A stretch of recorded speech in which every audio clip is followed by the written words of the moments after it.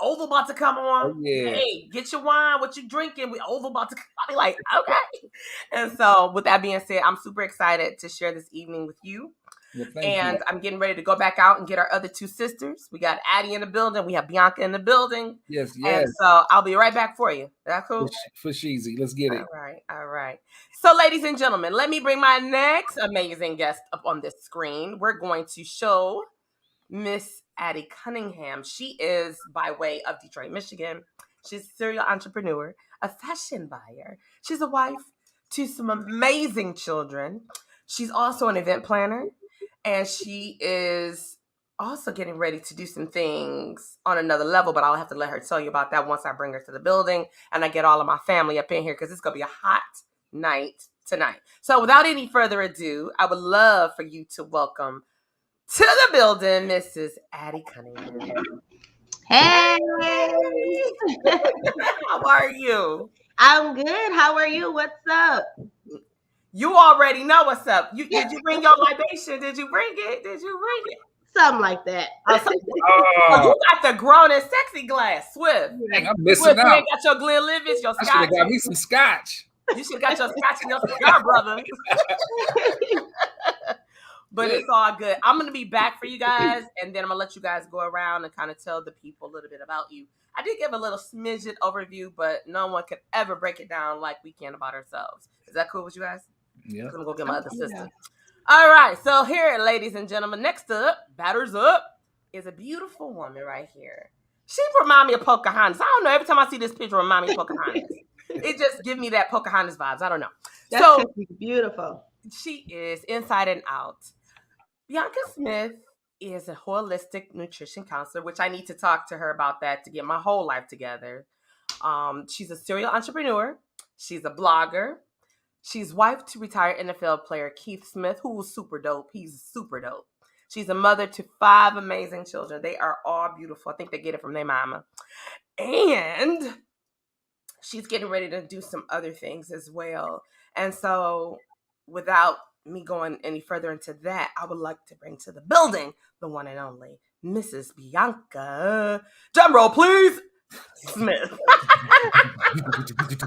Hey guys, how is everybody doing? Big Buddha in the house. I know Buddha.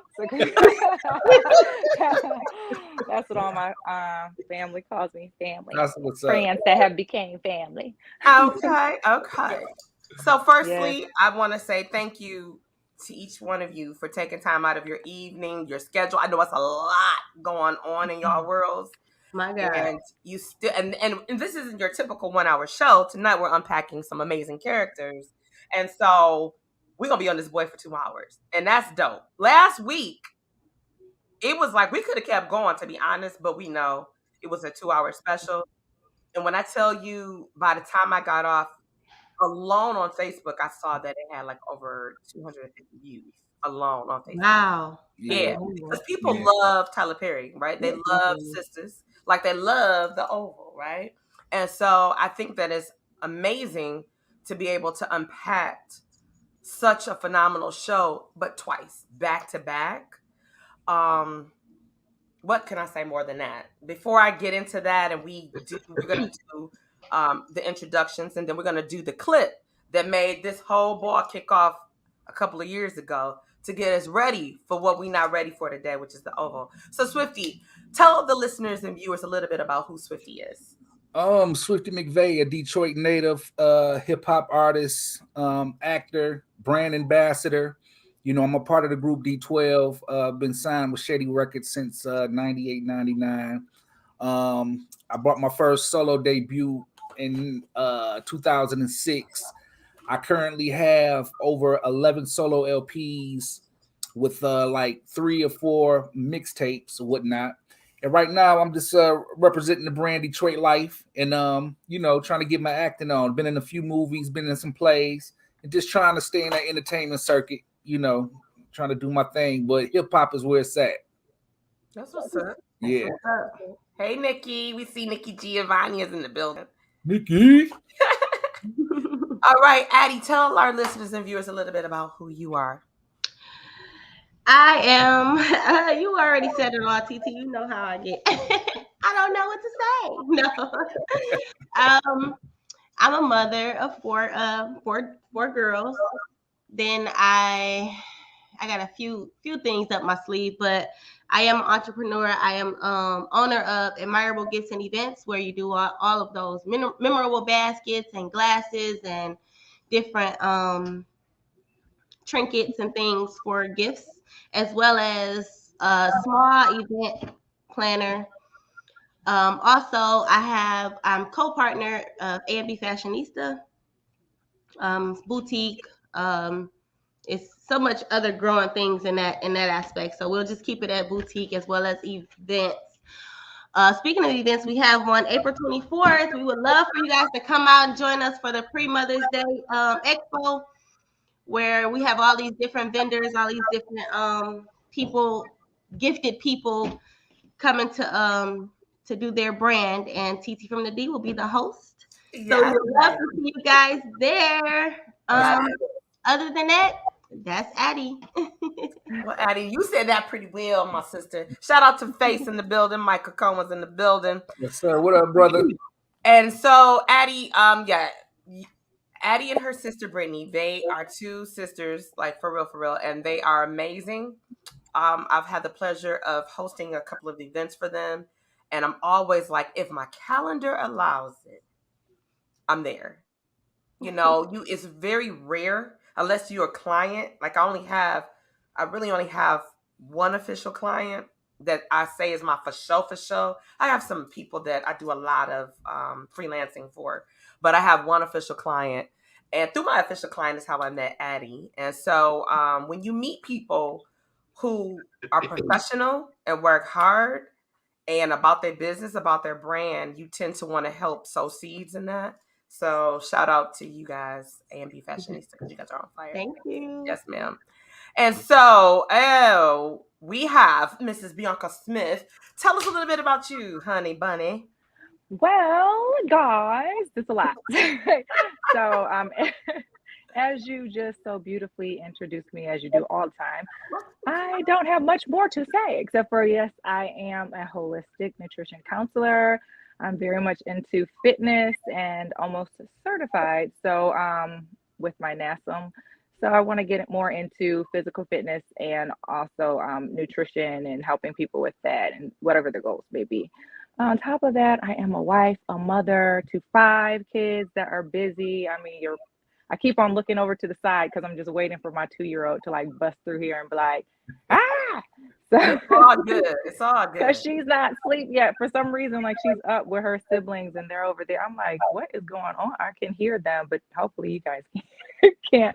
But it's always, look, it's always busy in this house. It's always busy. So I have 4 girls and 1 boy, and also a youth sports league with my husband, Keith, in Douglas County, Coweta, and Fayette County. So we serve kids through 3 through 15 with basketball, soccer, flag football, baseball, and numerous other things. So lots of kids all the time. So I feel like that is my passion and my purpose. Amen. I know we have a lot of conversation going on about relocating to Georgia. And that'd be right up the alley because we just throw Cody right on over there with y'all. He's getting really deep into sports. Knocking the door blank. Here you go, yeah, baby. Listen, for real though, I swear I have like everyone's kid. I never know. Like I'm like, okay, I'm coming in, and I like wake up in the morning, I'm making breakfast, and I'm like, when did you get here? Like when did your mama drop you off? When is your mama coming to pick you up? Oh, right, that part. Like, okay, plus your friend, take your friend with you home. Clock, punch in the clock. You got dropped off, get picked up. Okay. Shout out to Kimyana Zanye. Woo woo, Kimyana. That's what's up. What up, Cam? Now, I believe I'm gonna have a roundtable with authors next month, and so Kimyana Zanye is going to be one of the authors that will be on here. So you'll know more about that coming up very soon. And so let's go ahead and I'm about to pull up this clip because this is how the party got started. I got to share this with y'all. This is how the party got started with the Oval. And for those of you that are chiming in, you're like, I don't really remember how it all started. No worries. Let me give you a refresher court. So let me pull up this video and we will get it started. I do solemnly swear that I will faithfully execute the office of the President of the United States. So help me God. Who do you think you are? You will not ruin this for me. You're the president. What the hell is this world coming to?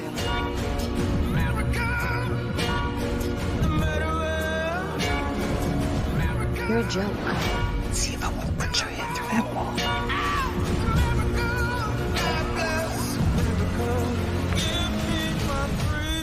You two are the perfect couple.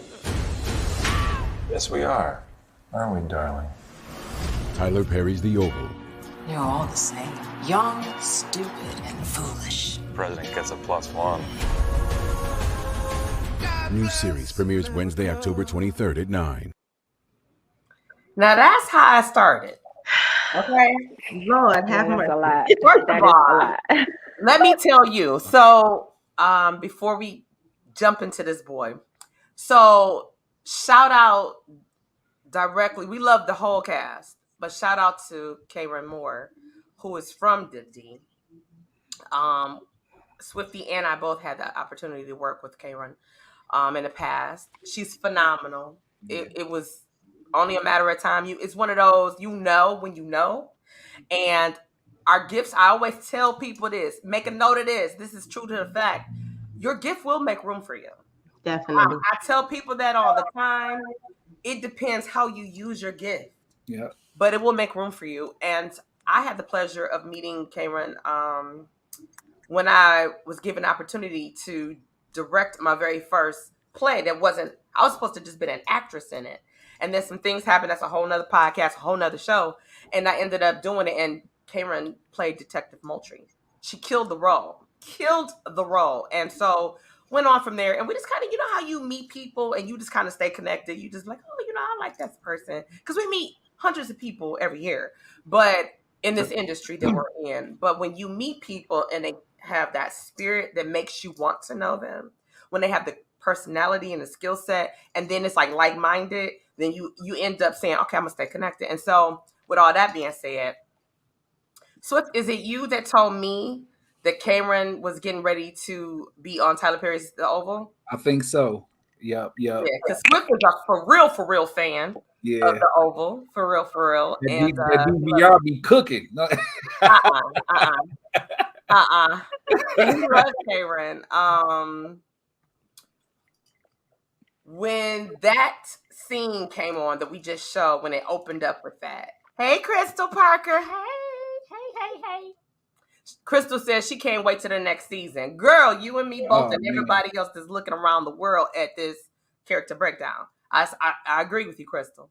So, the whole trailer was fire, especially when we saw Victoria Franklin dragging that axe through the hall. Yeah, it was next level. Okay. And then I got to take my hat off to Tyler Perry because the very first episode they came out the gate bucking, fighting, and because I was like, dang, he ain't waste no time, did he? No. Yeah, it's a good drama. It punched you in the face with the drama right away. Yep, he rose the bar. Very first episode, he rose the bar. Yeah, and he hasn't fell off beneath it. You know how sometimes you come out really strong, and then you like, ugh. So the hype was, everything was the hype. Mm-hmm. And then this right here, Tyler is going the distance with it. There's a lot of growth. We'll talk about that as we picture in. Shout out to Janae. Hey, Janae. And so there's a lot of growth. Also, another character on there, Agent Kyle. Everybody they hate Kyle, including me. But the man, shout out to Brad Benedict. He is amazing. Very humble, down to earth. I've been in communication with him. And if it be the Lord's will, I'll get the opportunity to interview him too in the future. Looking still forward to the opportunity of interviewing Karen as well. One time, I mean, they're busy. And then with them doing what they're doing now, there's more work. Look at Paige Hurd. She is over there doing 50 Cent's stuff over there. What's this? What's the Swifty? The spinoff What of is it? The Power Power. Yeah, Books of yeah. Oh, So Focus.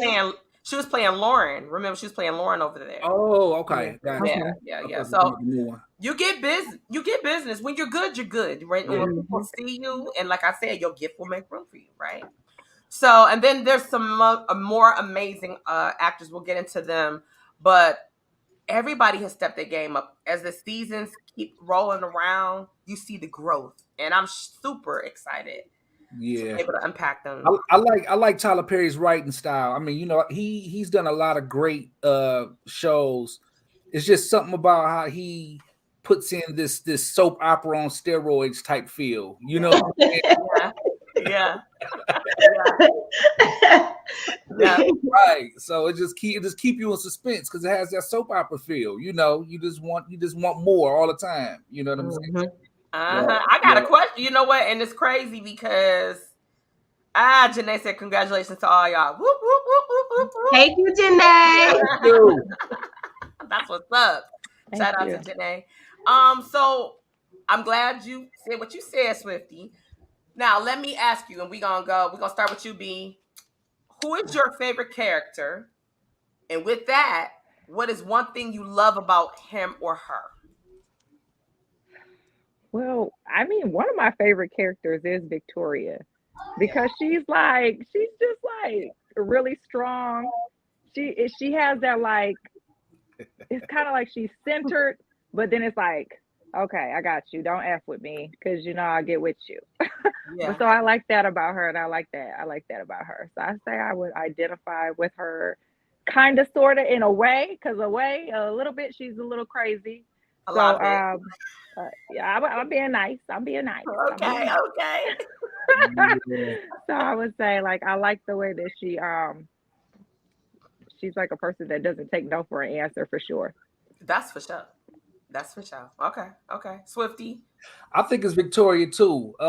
She, you know, even though she has that villain tendency, that confidence that oozes through her pores every time she does something, it makes me feel like, damn, I ain't even in a room and I'm spooked. You know, everything she say, everything she does, everything she plans, the confidence is just on 10 with it. You know what I'm saying?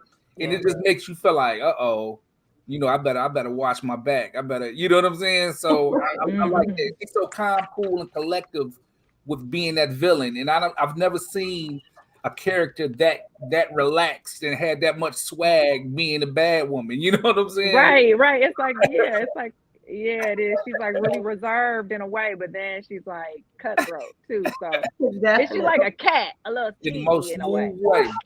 Smooth. You feel like a cat. Like a cat, like she on the prowl, like a cheetah or something. About to pounce on you. Okay, real talk. Addie, same question to you. Okay, so I got two. I gotta say, well, I got two. I'm probably gonna cut up a little too early, but let me tell you why. We here for it.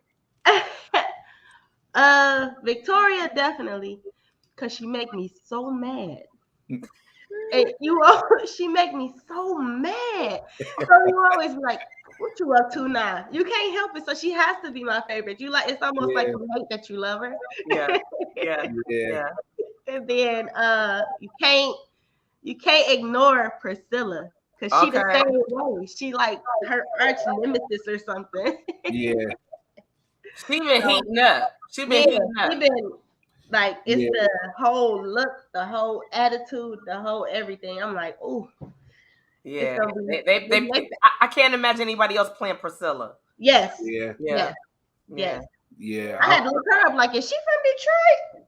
Yeah, I would eat nothing she cooked, and I ain't even beefing with her. I wouldn't eat nothing. Okay. Now, we had said something earlier when we started. I don't know if it was during the introductions. I think, Swifty, you had said something, and it brings me to my next question. So, you guys remember Scandal? Shonda Rhimes, the TV show Scandal with Olivia Pope. Yeah. Okay. Why y'all acting like y'all don't? You know what? I remember What? Olivia Pope. I remember Olivia That was Pope. going But down see, in the White House. I'm gonna be honest. I dropped the ball on that. I dropped the ball on that. Ah. I mean, I know about Olivia Pope. I know about Scandal. I came, you used to watch it like relentlessly, and I used to just, drop in and out on it, but never just stayed there to absorb the, So I'm gonna let y'all go with that one, but I do remember. Okay. That's fair. I received that. That's fair. Yeah. I asked about that because it's almost like a twist, if I could say that. When you think about the creativity with Shonda Rhimes doing Scandal, Tyler Perry doing The Oval, both presidents had affairs in the White House, right? One, it was almost like a respected affair, if that makes sense, because there are none that I think that would be like that. But then with Tyler Perry, The Oval, Priscilla, that's my girl. That's deep. Oh, you know what, Crystal Parker? You got us with that one, Crystal. Oh, okay. I feel you on that one. Oh, yeah. Gabrielle Union would bring fire to that. Damn, she made me. Crystal, you would made me get off my questions. Yeah, you making my mind like, yeah, yeah. But if you look at it at both of them, the way it was, it's like Olivia Pope was there to the rescue. She was cleaning up stuff. It reminds you of Kyle. Kyle cleans up stuff too, except you don't come back when Kyle cleans up. Die. Right. Die. You come up missing, never to be seen again. Type of stuff when Kyle cleans up. But both guys, according to Victoria Franklin, Hunter doesn't do any work. She said when he's like, I'm reading or I'm doing, she's like, look at you pretending to do something. Right. Like, she be so sarcastic. I'll be dying, right? I'll be dying. But can you imagine Tyler Perry and Shonda Rhimes getting together and creating a movie that kind of brought in a little bit of Scandal, a little bit of The Oval, and mixing it up? Could y'all imagine that? I can imagine it. I think it would be good because it would be like a little bit more balanced, like with some of everything, just balance across the board. Yeah. And it wouldn't be like, because with Tyler Perry, it is like, it almost seems like always like theater type of shooting. So I think that mixed with Shonda Rhimes, it would bring like a new element to like the view of it. That's like interesting that you said that, Bianca. So you said when you watch, is that just The Oval or is that the Sisters Oval? It kind of feels like it kind of feels like all of them, like just all of them. It's more like the scenes are more like, I don't know how to say it, but it's just like a little bit more married together. Like we'll have all the history of everyone. Like we'll see everything, like almost like a build up, like a natural build up, but not the same way with Shonda Rhimes and like the scene cuts, how it's shot. I think it'd just be like a whole interested, like creative way to see it. Them two team together, you never know what you might get. Okay, that's fair. That's interesting. I know. I always said I should be in somebody's writing team. Because a lot of times Swift sometimes hates to watch movies and things with me. Don't you, babe? I love. Do you guess what's happening next? Do you like this gonna happen next? Yeah, I do. She got a movie superpower. Like, it's like I know, like this person about to come out that closet right now and jump out and kill that person. Like, and that person come out the closet right then and there and kills that person with a knife every time. or they'll say a line that I'm like, okay. And I think it just comes with being an actress, but also working with scripts and things like that. And being around writers, you kind of can predict. Like I remember, I used to love. We also were junkies for Have and Have Nots, and so. Were you? I was. Oh my god! What is it? I think that's one of the only ones I missed for real. We missed not one episode of that. No, the we Have and Have Not. Yeah. What about the other series? What was the other Tyler Perry? If Loving You Is Wrong. If Loving You Was that. Wrong. I was on that. Oh, I could. That It's one, not, we didn't get up on that one.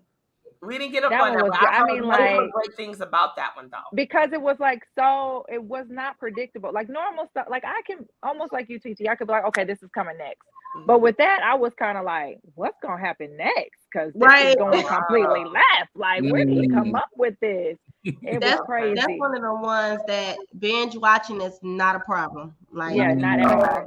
Get ready for your schedule. Yeah, like preferably. Let me tell y'all what I do, because this is what I do.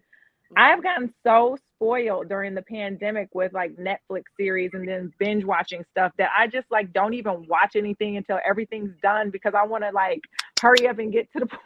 Yeah.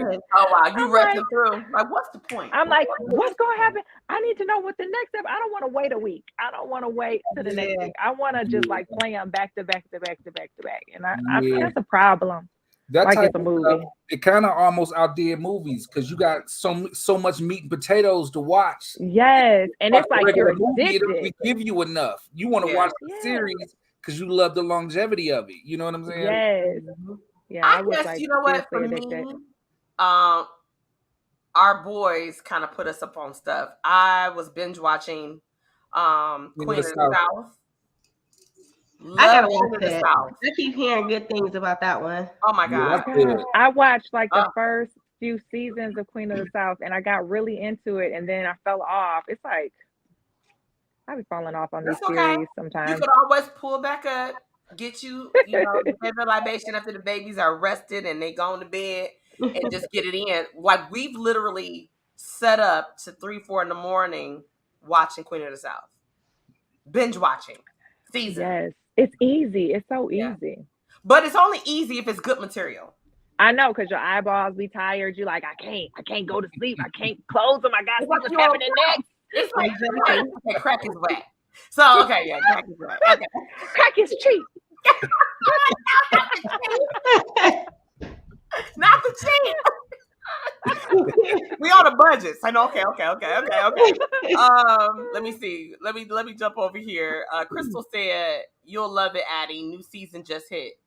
Oh, okay. Look at Crystal. That's classy eyed over there. Okay. Oh, hey. That's classy eyed. I guess I'll see you on Sunday. She disappeared on us this time. She missing in action this time. Okay, well, this fall through, Crystal, fall through. Okay, let me ask you this, because we kind of talked about it in a little bit. Who is your favorite villain on the Oval, Addie? Who's your favorite villain? Oh.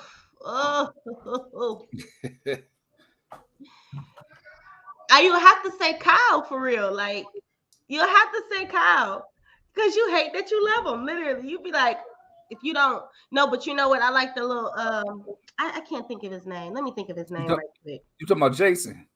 Bobby. Oh, Jason crazy. Oh, Jason. I can't. That's my favorite one. Jason a nutcase. He's just so crazy. Like he's just so crazy that you just like, how crazy can this man get? Like how crazy can this kid get? It's like, okay, what's happening? Who else is he gonna kill? And why? And why nobody knows? He was like a secret killer. Yeah, and why would he put that girl up under his bed though? Like, who would do that in real life? Right. I guess he figured no one's gonna come into his room because he's. But that body decomposing under his bed, like he was just a freak, like just a freak of nature. He's just. I was like, somebody. How you gonna kill your own grandma? Right. How you gonna kill your own grandma? Okay, so let me ask y'all this before we go on to the next person for the villain. Do y'all think Jason killed what was her name? She played Ruth on Ruthless. Mm-hmm. Do y'all think Jason killed the mistress in the beginning with the axe, cut her head off? Or do you think it was Victoria or Victoria daddy had somebody do it? Or Kyle, because y'all know Kyle gives 2 zeros. Oh, that was her twin sister. That wasn't Ruth. That was her twin sister. Right. That was her twin sister. But still. Right. Do you think Jason killed her? Because they probably pinned it on Jason. I think it probably was Kyle. You think Kyle did it? I don't think Kyle would have been so sloppy.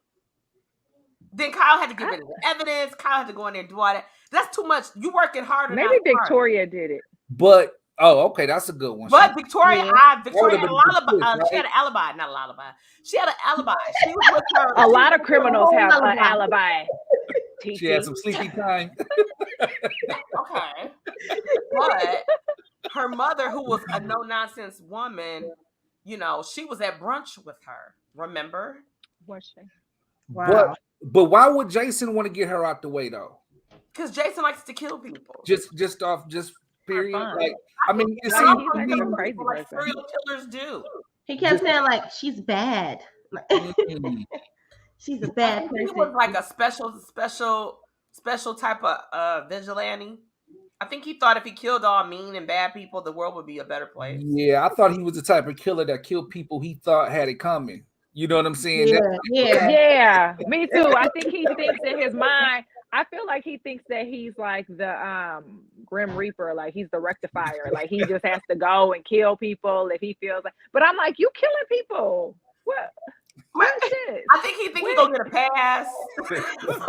I'm only killing the bad people. Right. I'm only killing that. I'm only killing the bad people. You know what? Right. Mostly the women sleeping with my father. I'm gonna say something. I could understand that mindset if he think like, well, you know what? I'm just ridding the world of bad people. So I think Jason just kind of went through that moment. Shawnetta said, no, he's just crazy. That's right. Yeah. He's like a crazy. He's all the way crazy. He's like such a killer. He's a murderer. Yeah. He just murders people. Murderer. It's like if you look at him the wrong way down the street, he's probably just gonna be in your closet about to kill you when you get home. Oh. But you know what? But how he get crazy like that? I'm trying to figure like well, shit, girl, is it because of your childhood? Like what's no, because of his DNA. Look at Victoria. Look at Hunter. Look at Victoria's mother and father.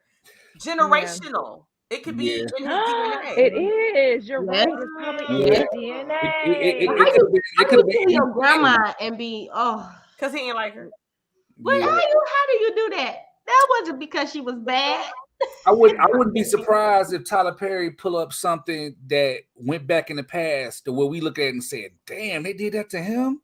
You know what I'm saying? Yeah. That would be dope though. Now you know what? Because then we would know like what. Well, how did you get this way? Because even if it is, I don't know. Because do you think that like you're born that way? Like you're just born with those genes? You're just like a cold-blooded killer, or is it because of like?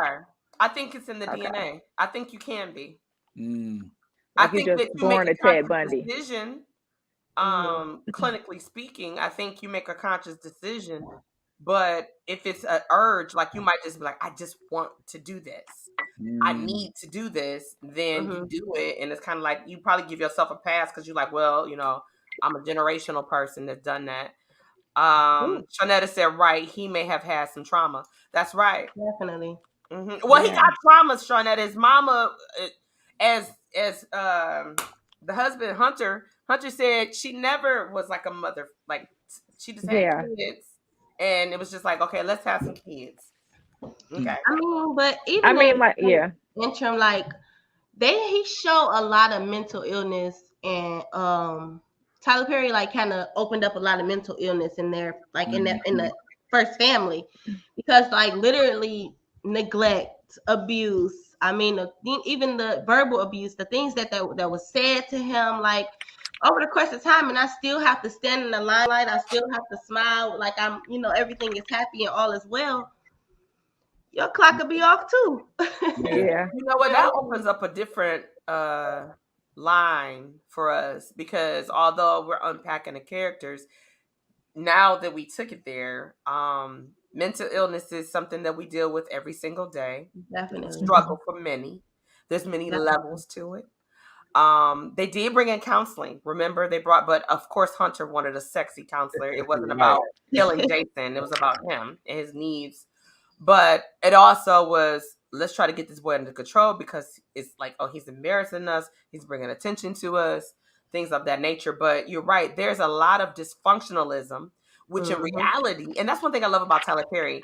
he actually taps into the real things we deal with every single day. Definitely. A lot of stuff we sweep under the rug, right? We pretend it's not there, it's not happening, but it really is happening. It really is happening. And so I think when he touched into that, hey Jayla, Hey Jayla.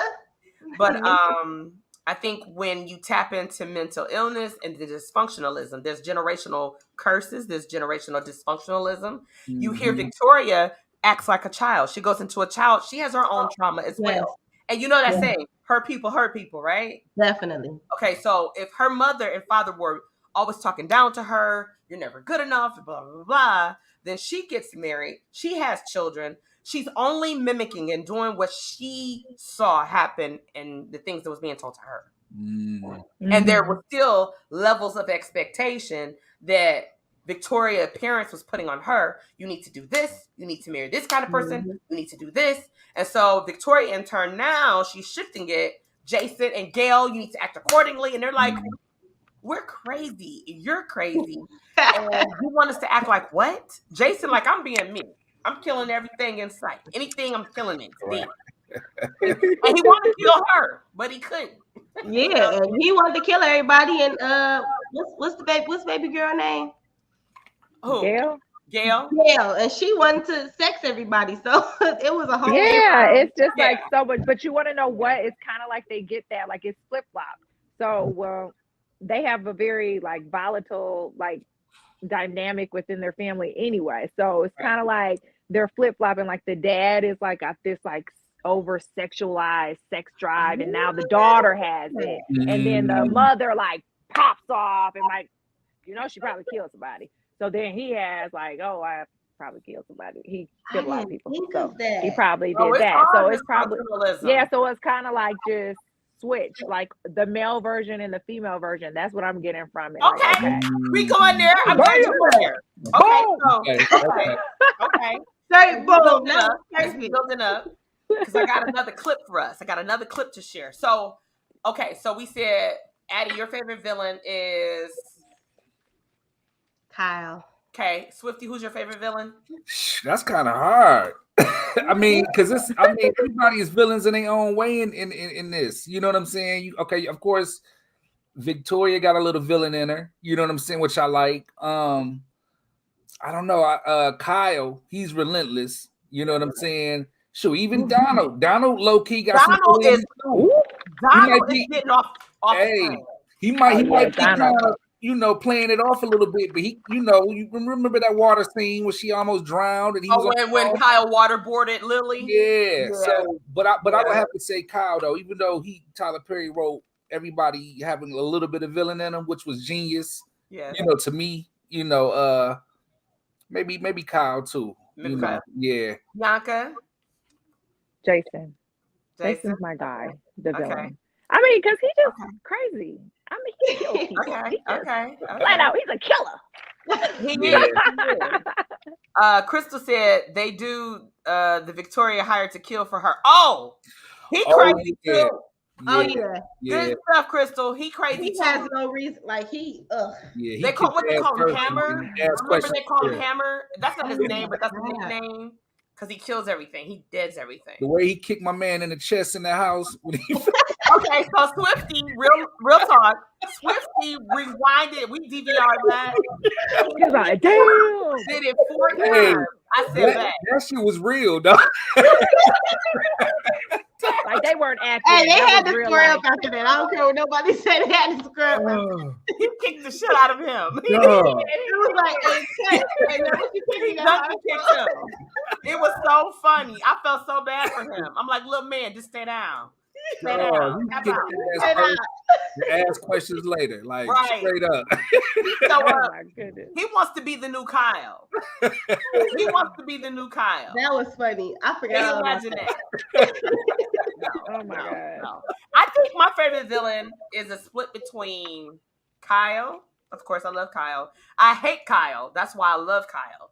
Because and that's one thing. When I reached out to Kyle, Brad Benedict, and for real in real life, I let him know, like, we hate your character. We hate your character. But I said, that's how you know you doing a good job.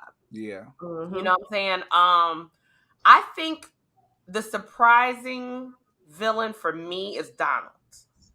because Donald was always, no problem, I got it. And you saw he would make those facial expressions like he not wrapped too tight. Mm-hmm. And I'm like, there's something about him. Or he had that look like Swift was mimicking it earlier today. I was rolling.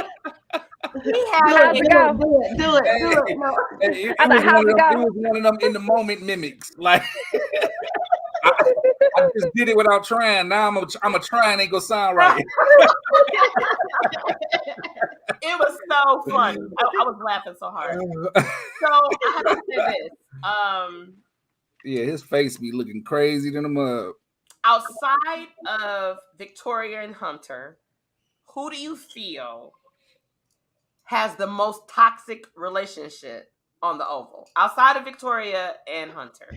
Sharon and I'm sorry, these characters. Barry. Sharon and Barry. Okay. Because go ahead, break it down. Look, y'all thinking because Sharon and Barry. They don't want to be away from each other, but they don't want to be together either. So it's like they can't make up their minds, and not only that, like it's more drama after more drama after more drama, like attached to every time they get closer, every time they're thinking of even trying to be back together. Yeah. I can agree with that. Besides Lilly and Donald. That's mine. Lilly and Donald. Lilly and Donald be out the hook. That's because I tied Lilly with Bobby now. That's Lilly about to go with somebody else. Remember, and Sharnetta said she's sick of them too. But it's the way that somebody else. You know they not for each other and they hate each other, but they still around each other. They still talking calm with guns in their faces. And it's just like, just leave. Like, you know what I'm saying? Donald and Kyle.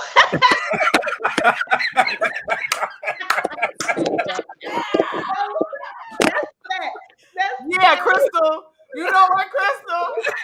Damn, I ain't think about them. Me neither. I ain't think about that either. Okay, Donald and Kyle. Okay. Oh my God. Okay. And then she said Lilly and Donald. Okay. Crystal, that's what's up. Okay, I respect that. Yeah, they toxic too. Because Donald had somebody shot because he was messing with Kyle. Remember, he had Yeah. Now, who does that? Okay, so this could be dating ourselves, Swifty. Oh, you already know. Okay. You already know. You already know what I'm saying. He had Jack Tripper shot. Okay, so do y'all remember Three's Company? My man that worked in the store. Yeah. He looked like of Jack Tripper from Three's Company. Who? The guy that works in the store with Sharon and them. Oh my God! Had an affair with Kyle. Oh my God! Yeah, we brought that up. We was rolling. He reminds you of Jack Tripper from Three's Company. And he didn't have a house, right? So he had the spirit of Tommy from Martin because he ain't had no house. See, that's crazy. I'm on fire. I'm sorry. Okay. So I'm about to play this next clip. This is in the voice of Victoria Franklin. She's going to catch everybody up. If you behind, she about to catch y'all up, and then we're going to keep on with our questioning. So I'm about to bring on this next video clip. Hope you guys enjoy it. And this is you catching up. You're so damn fake. What are you two up to?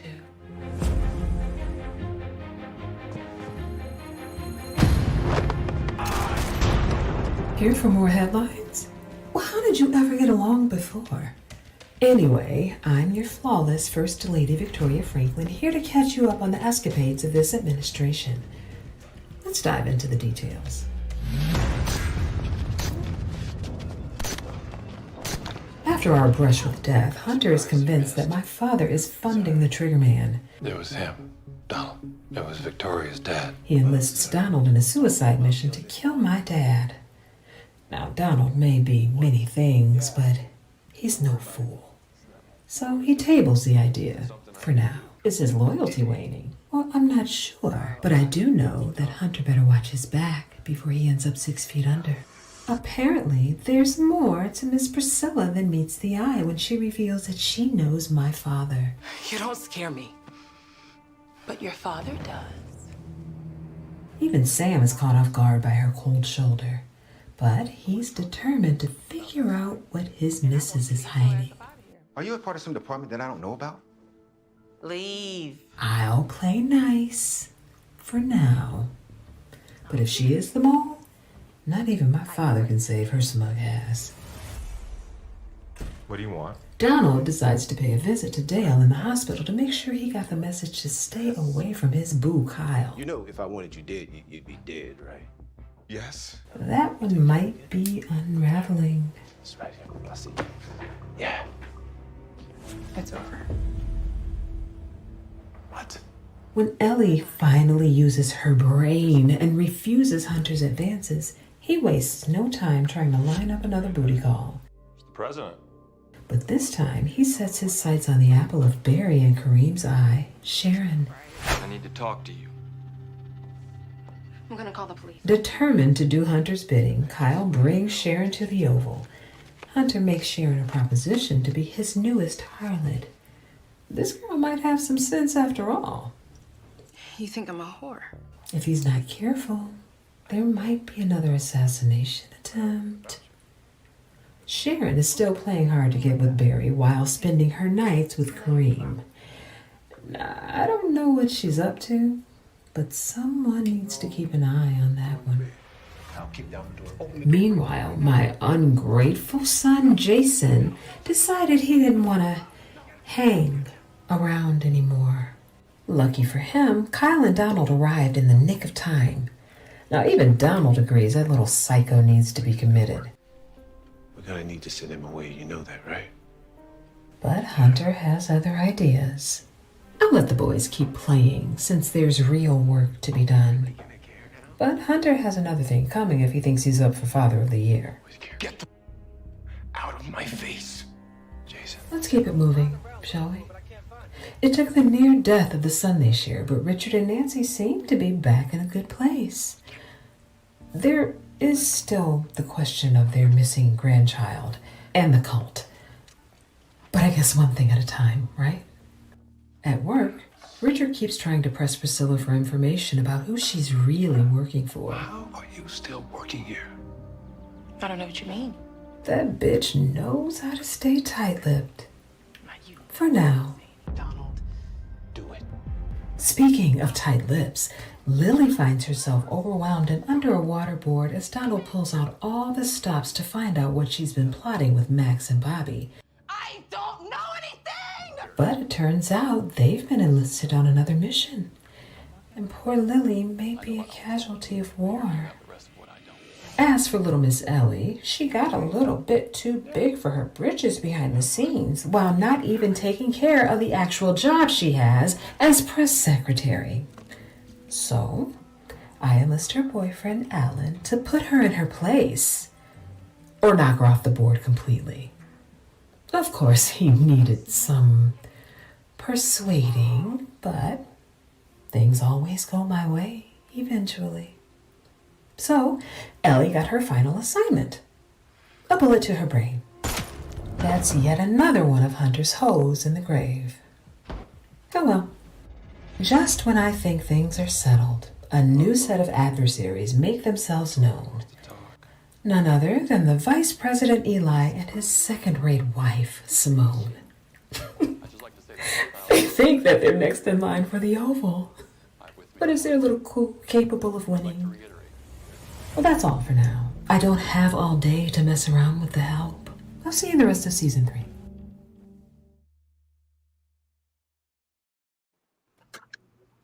Well, That was deep. well. It made me want to go binge watch it for real because Yeah. and I seen all of that. Yeah. I love, first of all, I just love Victoria's demeanor. The whole just come on. Unbothered. Unbothered. I'm by. Yeah. She's gonna cancel everybody. She's gonna cancel everybody. Now, I do want to ask you guys, could you imagine in reality, they're being a FLOTUS or a POTUS behaving like the Franklins. In the past, currently, or in the future.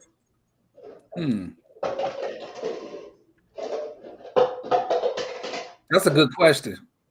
I definitely could see it. I could definitely see it happening, like something happening. I mean, like just think of it, like you're in the most powerful family, pretty much in the United States of America. You're you're the head of state. You're president.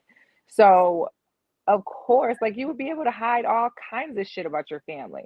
You'll be able to like cover up all types of stuff. There's probably been like so many crazy psycho freaking first families like killing people all covered up and nothing ever happened. We never hear about anything. I could definitely see like everything being covered up and we never knowing. Oh yeah, you see how much they put on the game face on the show.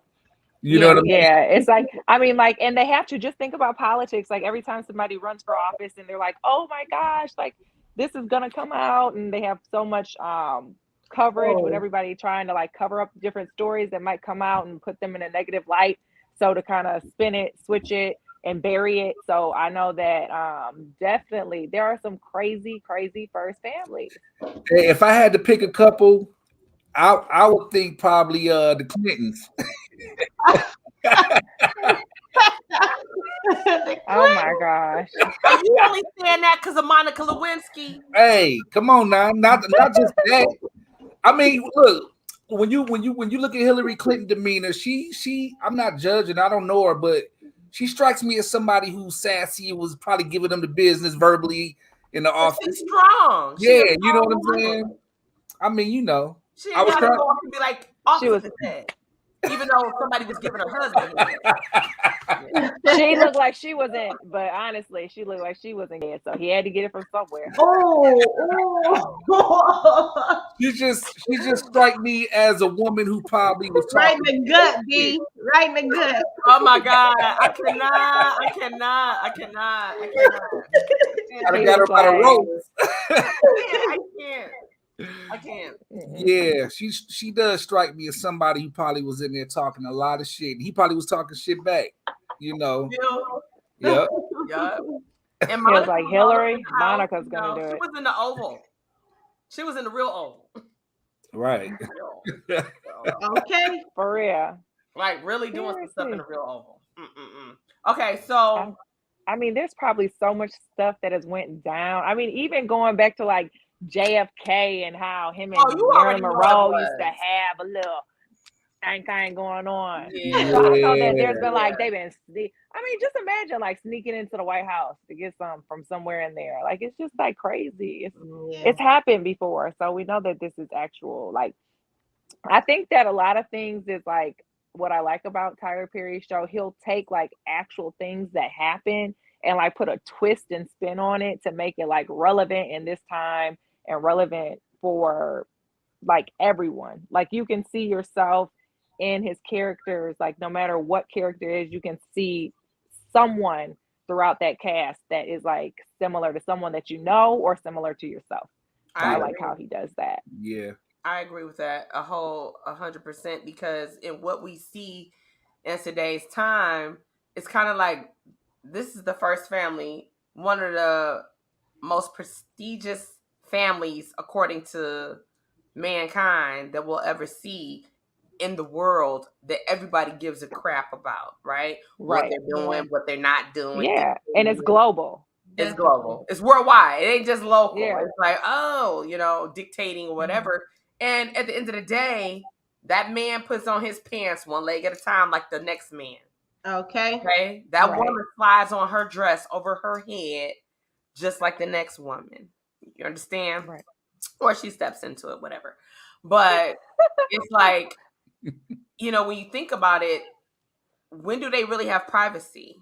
And in the Oval, you don't always see the press there. They got to call for the press. Did you call press? I want press. Like, when all that stuff was going on with Jason, they want to make sure that there's press out there so people could see what's going on. So I want the world to know what's going on versus sometimes we don't want the world to know what's going on. But then there's other times we want the world to know. So it's kind of like, just like what social media. You go on social media, you go live, you want to show. Like sometimes people are so ignorant, they don't know they're incriminating themselves, right? Mm-hmm. And so they go live and they showing and it's like, wow, there goes the evidence right there. A good detective don't really have to struggle with that because you've just given them everything they need to, blow this case wide open. And when you think about the Oval relationship wise, like, so you send Kyle, when you send Kyle anywhere, you just know showing when Kyle show up. Yeah. Like, okay, because Kyle just come in unbothered. I guess President going want to see you. He like, bring your ass or I'm gonna take you. What down. you gonna go or I'm gonna drag you? You going? I want to know, you want to walk or you want to be carried? You want to be dragged, sedated? Like what? I don't know. Yeah. Where you going? Want me to knock you out? It's gonna happen. He has something for everything. Okay? We can do it all. We can do it all. But you going? Kyle was there for the game. Kyle don't Literally, like, how did you sit there and just drown that lady with a big bucket of the absolute water? That's bold. Like what? That's the and Donald like, yeah, baby. Yeah, I said, oh, you saw Donald's screws coming out of his head. I'm like, he's getting unraveled. I think you know how we were saying a woman could be dickmatized. Yes. Is it possible? Kyle dickmatized? Yes. Donald? Oh my goodness. It's possible. Oh my goodness. It's possible. Kyle wanted her ass dead, so he was enjoying that. Like, yeah. He was like how a woman would be. I need you out the way so I can be with my love. It was like, right, exactly. Okay. He couldn't wait to get that assignment when Donald was like, it's time. He's like, yes, I know. Assignment. He like, I've been ready.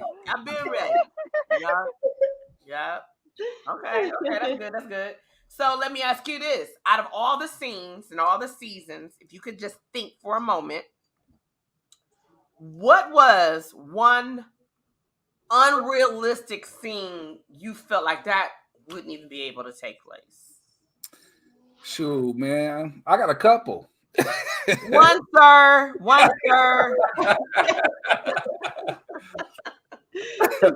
I don't think anybody would let. I think when Richard kicked Barry out and his baby mama's new lover was still in the house. Yeah, that would have went down. I don't think that would have went down. He telling his son to get out the house while his baby mama's new boyfriend is in the house. No, Sharon ain't even his baby mama. She ain't got no kids with Barry. That baby died. Tell you about the other guy. Right, there you go. Yeah. Right, my mistake. But girlfriend, no. Ex-girlfriend, not even current. But it's like, dang, Dad, who signed you? He like, leave, boy, get out the house now. But Barry is like, we don't like Barry either. Like Barry, right. That's how you know if Barry you doing Barry, the great side. He's spoiled as hell. He just spoiled rotten. He is spoiled. Like these kids on this show are entitled and crazy. Super They entitled. see it make you feel like entitled kids just might be a little crazy because a lot of times they don't have to work for really anything. Yeah, and the parents don't really like pay attention to them. I think. That's They're just like, I got my career going on right here. Let's just put you over there. Like, I don't know. It was. Yeah. I feel like that's something too. Like, it was important for me, like, to not have nannies for my kids because I wanted to be, especially at an impressionable age, I wanted to be the person that they were getting all of their characteristics and pretty much their moral constitution from. I didn't want any outside source.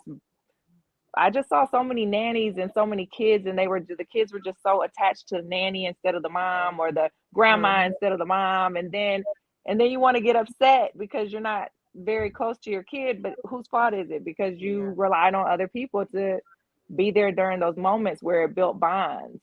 So I think that's a issue with this situation too, because Hunter, he's always been on the climb for that, that political climb, that mayor, then the governor, then the president. So that kind of lifestyle, it just doesn't leave time for kids pretty much. Definitely. And Dee, shout out to my cousin Dee. She said Barry's disrespectful. Yeah. Yeah, Barry is very. And Crystal. Barry, all these kids the on here boy. are just. Ooh. Yeah, I wouldn't fully say disrespectful, just spoiled. Like he's right. He's the example of that your son only do what you allow him to. You know, like one of those. You know, like you know how somebody's auntie always got to say something like that. Yeah. Barry, if I was Barry's auntie, because I'm one of them aunties, like I'm from old school, right? I'm gonna pop Barry in his motherfucking throat. Yeah, he would have got a whooping. What your mama told you to do? Exactly. Your mama like, oh, he didn't. Hey. He would have got a chop in the throat. Snatch him up. Barry is like 40 years old, living at home. No. No, I'm just playing. It's too much. It's too much. He's 40. I was like, he's 40. No, he's not 40. Way too much. We're not talking about y'all 40-year-old man still at home in your mama basement. We're not talking about y'all. And Barry ain't got no job. Have y'all ever seen Barry go to work? No, he's too busy trying to find his daughter. He called off. He got FMLA. Yeah, that's kind of crazy. That is crazy. You ain't never seen Barry go to work. Never. He was drug dealing with an old boy though that got killed. That Kyle killed, right? Wasn't he? Who was the guy that Kyle? Who was the Kyle killed a lot of people. He killed Barry's friend that the daughter liked. Pinky, that's his brother. That was his brother. Oh yes. That was his cousin, yes. but Miss Nancy didn't tell Richard that she slept with Richard's daddy. With his daddy. I said, now you talk about trauma and drama. And I said one thing about Tyler Perry. I love Tyler Perry. He gonna bring all the drama. I can't wait till the day I work with him in the future. But he tapping on some stuff that's really happening in reality in real people's families, for real. For real. There's people that's been raised as cousins and their siblings, right? Yes. For sure. There's people, I know a family right now to this day, there was let's say a sister was dating someone. Behind her back, her sister slept with her boyfriend, ends up marrying him and having children with him. And then they all end up having to live in their parents' home. Yeah. So, and then you got to grin and bear it. Like, yeah, that's for real. I was trying to think like growing up knowing like that's functionalism. That's some shit that wouldn't go down. Yeah. But I was just like, but it's okay. It's like, oh yeah, well, you know, it didn't work out, so yeah. And so you went ran. But I feel like that's true. Not to cut you off, TT, but I feel like it's kind of great that he puts those kind of like situations in these dramas, because a lot of people, like, think about it. There are some people that have gone through that who, like, okay, they're just now, they might just be like our age, finding out that their cousin is their sister or their brother or their whatever. And that's good as far as like a representation. Like if the people were to watch the show, so they would think like, oh, okay, well, a lot of times families want to hide that and not uncover it, you know? That's so right. They might think, oh, okay, well, I see this. That's like me. So it might make them feel a little bit better about themselves, I feel like, too. Some of the situations that he does bring to the table, like just letting the awareness be out there. Like, okay, this does happen. It's okay. Mm-hmm. You're going to be all right. And you know what? Just don't go killing nobody. Don't do the Kyle, because Kyle kills everybody. But I think that the reality is, and I think we talked about this, ladies, last week when we were unpacking the characters for Sisters, that we deal with things every day. And a lot of times we hide things. We don't tell nobody. That's why so much, you know, depression and things like that going on. You don't want anybody talking about you, judging you and all that or whatever. But at the end of the day, what people like, I'm going to tap in and I'm going to tap out real quick. Real in, out, real in, out. Okay. So when Will Smith slapped Chris Rock, if that was the man next door, we wouldn't care. Would we be on social media sharing, oh, my neighbor just slapped the piss out of this guy next door because he made a joke about his wife who's kind of ill? If we knew what happened, if we saw it, we'd be like, oh, damn, yeah, he probably deserved that. we're not about to get on social media, but because it's a celebrity, somebody who lives their life in the limelight, we feel like we want to share that and judge people. Tyler Perry is actually spotlighting the stuff that's really happening in our lives that we, too prideful to talk about. Yeah. Exactly. We don't want to deal with. We want to act like, you know how when you was a kid and you play peekaboo, hide and seek, and you have from the boogeyman, you pull the covers over like, oh, he ain't gonna see me. I used to do that. I didn't think until I was grown, like, if a killer came in the house and stabbed me through the covers, I'm dead. Why did I think if I put the covers back, it's a whole damn, that's a good analogy. We don't tell nobody else that. I'm sorry, okay. This is going dark. How I do. It's going all dark, all fast. Like shit, you know what you scream. You ain't even try to get up under the bed, under the covers. You don't tell nobody else that. She been watching Scream. I don't know. I don't know. That's what I saw other people do. I cannot. Yes, so true. Oh, that's too funny. Hold on, wait. I'm I'm sorry. the only person that I saw sipping all my drink. So, TT, that seemed like I was drinking for you. Girl. While y'all was talking, I took this bottle 2 times. This is the 3rd time. Don't come for me, Bianca. Don't come for me. No. You want it now? I got the Stella Rosa Black too. That stuff is amazing. Yeah. Listen, and TT, you the only one that can get me to drink on a weeknight, and I'm trying to lose weight. So hey. Okay, but I'm not gonna make it a habit, Bianca. Well, Bianca, teach me the game, Ghost. You know I love you, and I appreciate you for getting your little libation with me on a weekday. I'm Shout like, out let me go ahead.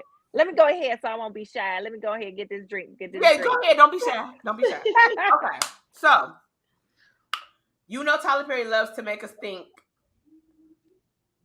What do you think out of all the episodes has been the one hidden message that Tyler Perry wants everybody to get? I think. I'm just kidding. I'll let somebody else take that one. Okay. Don't judge the book by its cover. You know, grass ain't always green on this side of things. I mean, you know, you got a high profile people like the Franklins living doing their thing, and then you thinking all is well, but everything is not always what it seems. Mm-hmm. Right. Because you're just okay. Yeah, that is so true to pick up on and piggyback off that. That is because a lot of things that I see like on social media, somebody, oh my gosh, like even some people kind of DM me and they're like, oh my gosh, you have such a nice body to have 5 kids. Like, oh my gosh, what are you doing? And this kind of thing, or you guys are like, okay, so Instagram, Facebook, pictures, videos, they're a snippet in time of what is going on. It's an edited version of your life, like basically. And a lot of people don't realize that this is like what I am willing to share with you. I'm showing you, yeah, this is my body, and I sometimes show the process as well. That's why a lot of times when I do a body thing, I don't put filters on it because I know how it is to be a mother, you know, and like your body going through all these changes and like mentally, physically, and you just being like, okay, now this is not me. I got to get back to normal. And I don't want women to think like, oh, it's an instant snapback, because that's like a mental thing. Yeah. And with Tyler Perry and these dramas that he does, he's showing like, okay, these are substantial. This character role is a substantial person. Like it's a person that would be so-called in the limelight, famous, whatever. And how in politics you have to go out, or in any kind of thing, you go out, you put on a happy face. You do, even when you show up to your job every day, 9 to 5, whatever. Sometimes you aren't feeling it. You put on a happy face to just put it on, but you're not showing everything. And just showing, lifting the curtain so you can see what it is behind this whole little mirage of things that people think, like, because who wants to show themselves at their worst? I don't know anybody. And then who wants to really do that on top of it? Because then it's like kind of depressing for for somebody else. Like, you don't want to And show yourself like that. Sometimes with social media, sometimes people might try to make you feel guilty for showing the good sides of your life. Like, yeah, you know what I'm saying? Like, what y'all want me to show y'all some bad shit? Yeah, right. Yeah. Some people do. Yep. Some people do. Yep, some people do. You know what I'm saying? This is for you to show. I mean, everybody got issues and problems, and everything is not gravy.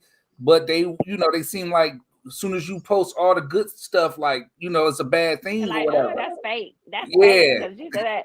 No, it's not fake. It's just like, shit, y'all. Listen, this is social media. This is like not real life. This is like what it is to be a private person. Like, so you never know, like, okay, what should I share and what should I not share? And a lot of things that are personal to me, like, I don't share. Like, I don't share a lot of my kids online or anything like that. So I'm like, okay, that's for me. Like, so it's nice to see that kind of transparency. Like, there are people that are freaking at presidency level and they have real problems, or there's people that are like these people that you're putting on a pedestal, or somebody that you are inspired by, but they still have problems that might not mirror yours, but they're going through something just as well. Like, so that's important to me that he does show that in his show. Mm-hmm. Yeah, I agree. Definitely. I agree. I'll touch and agree with that. Addie, you want to tap in there?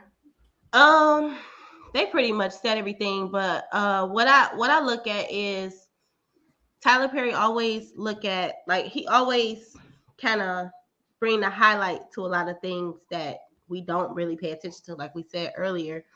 And he always a what if scenario based type of person. So with that being said, it just shows like life is happening for everybody, no matter who you are or where you come from. Life is happening exactly. So that's really basically what it is. Mm-hmm. Yeah. Life is gonna get the best of all of us at one point in time, right? But the thing is, like, we're gonna move, we're gonna evolve, we're gonna learn from the lessons that are given, and then we hopefully move forward. And then we don't learn the lesson, guess what? We repeat it. So then eventually we're gonna learn it. I use that as an analogy. I use that as an analogy. Yeah. Didi said, I think that Tyler Perry is saying that these people are still human beings, regardless if you're in the White House or not, and they still have problems. That's true. That's true. Mm-hmm. And when you say that, it's funny, Bianca, when I do public speaking engagements, and it depends on what the situation or the topic is, I know I've used several times the metaphor about, I'll say, how many people are Freddy Krueger fans, right? And, they'll say, you get your hand raisers. Okay. So you've watched Nightmare on Elm Street 1, 2, 3, 4. Okay. So you remember the one scene when they're in the truck and Nancy is riding around with the two guys, and they're riding around. Mm-hmm. And I'm staying like, damn, they went around it. I'm sitting in the movie theater like, damn, and came around and they don't know. She said, stop. Hold on.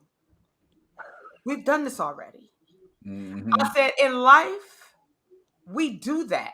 And we wonder, why do this seem familiar? Because you're doing the same exact thing. Mm-hmm. You want something different. It's cliche. People say it. It sounds good. But if you want something different, you must do something different. Sometimes you have to cut yourself off from the same circle of people to do something different. Because you want to do something different with the same circle of people. But because you're only one in a circle, you're going to keep on getting the same outcome because there's resistance. You're the only one wanting to change. Do something you never done to get what you never had. Yeah, true. That part. Y'all saying a lot right there. That's a lot. That's y'all saying a whole lot. Yeah. I mean, that is so true. It is a reality. People say, keep on living. Just keep on living. Yeah. I used to hear that when I was growing up. I used to be looking like, okay. I plan to keep on living. You know what I'm saying? I plan to. But it's kind of like, but you keep on living, you live and you learn. And that's the beauty of life. Every day you get up. And I always tell people this. If you got something new today, then you lived a complete day. Because you're supposed to learn something new every day. It could be a small thing. It ain't got to be huge. It could be a small thing. Definitely. It could be so small. It could just be like waking up in the morning. And that's what I kind of find, I kind of had to wrap my head around, like just being in the present moment and appreciating that present moment, and also just being able to just like clear my head of certain things, because I was like always the person like, hey, what's happening next? What's happening next? What I gotta do? What I gotta do? What I gotta do? All the time, like to the point that I could like, I feel like it was like a little kind of like aha when I had my second, like my last daughter, that's the youngest, because when I had my other ones, yes, I loved having them at a younger age, but I was so quick, like, okay, let's go do this, let's go do that, that I can like recall. I'm like, did this person do that? I can't even recall this stage in their life because I was so mobile, like I was so busy, like I was so like, okay, well, let's go, let's do this, let's do that, and I was with them all the time, you know, still, and still it was juggling entrepreneurship, because I've always did real estate as well, and that freed up my time, because I was always a person like, okay, my time is my biggest commodity, like right now.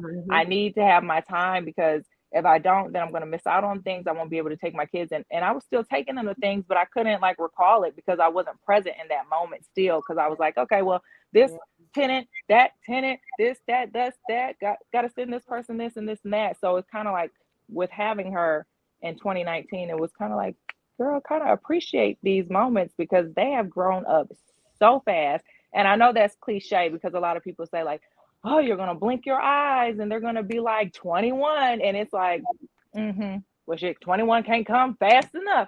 But facts though.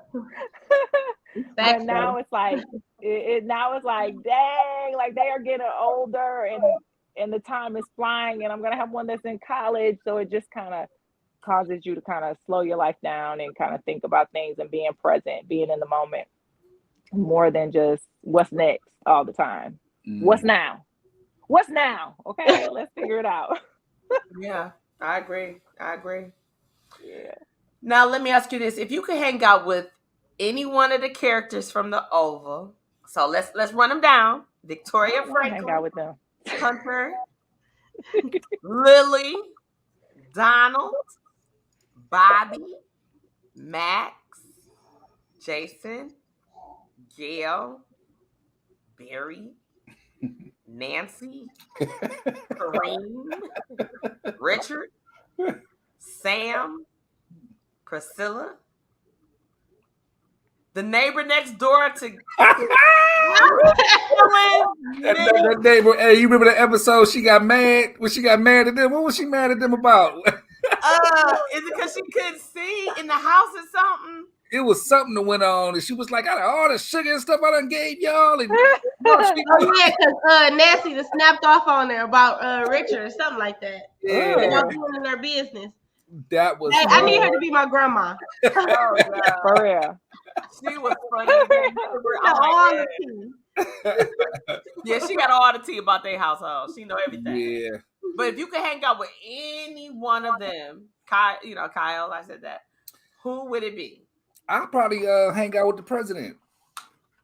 Cause this on some he seemed like, even though he got some issues and whatever, he just seemed like he real cool, laid back, funny kind of dude. You know what I'm saying? In my opinion, he seemed like he's just a real cool, like straight up, hey, what's up, man? Yeah, how was you know what I'm saying? Somebody you can actually just kind of kick it with some scotch and just shoot the shit. You know what I'm saying?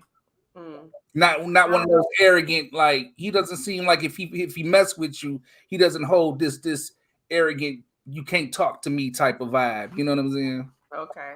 Yeah. Okay. That's true. I don't know, Swift. He might not hang with you. You ain't got no breasts, man. Man, you might have to keep looking over your shoulder. You're toxic than a mug. Right. Oh my goodness. Oh my God. I can't. So does your wife have any friends? None that you can talk to. Oh, look, you better cut it out. Kyle might have to come knocking on my door. Hey, TT. President want to see you. No problem, Kyle. I'll be ready when you pull up. Just bleep the horn. I'll tell you, ain't got to come knock me out, drug me, or beat me. Or drown you. I will come willingly. Y'all come willingly. Bianca, so who would you hang out with? I don't even know.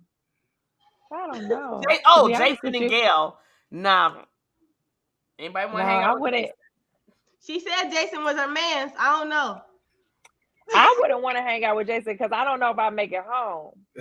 I don't know. Oh my God! Be Shoot. like, you and then the first Gayle. Maybe I would hang out with Gayle because she seemed like she know how to party, like for real. Oh. But I don't know. Gayle's missing in action. She got sent away. I felt Gayle, sorry I'm for happy Gayle. that she did. Gayle is crazy.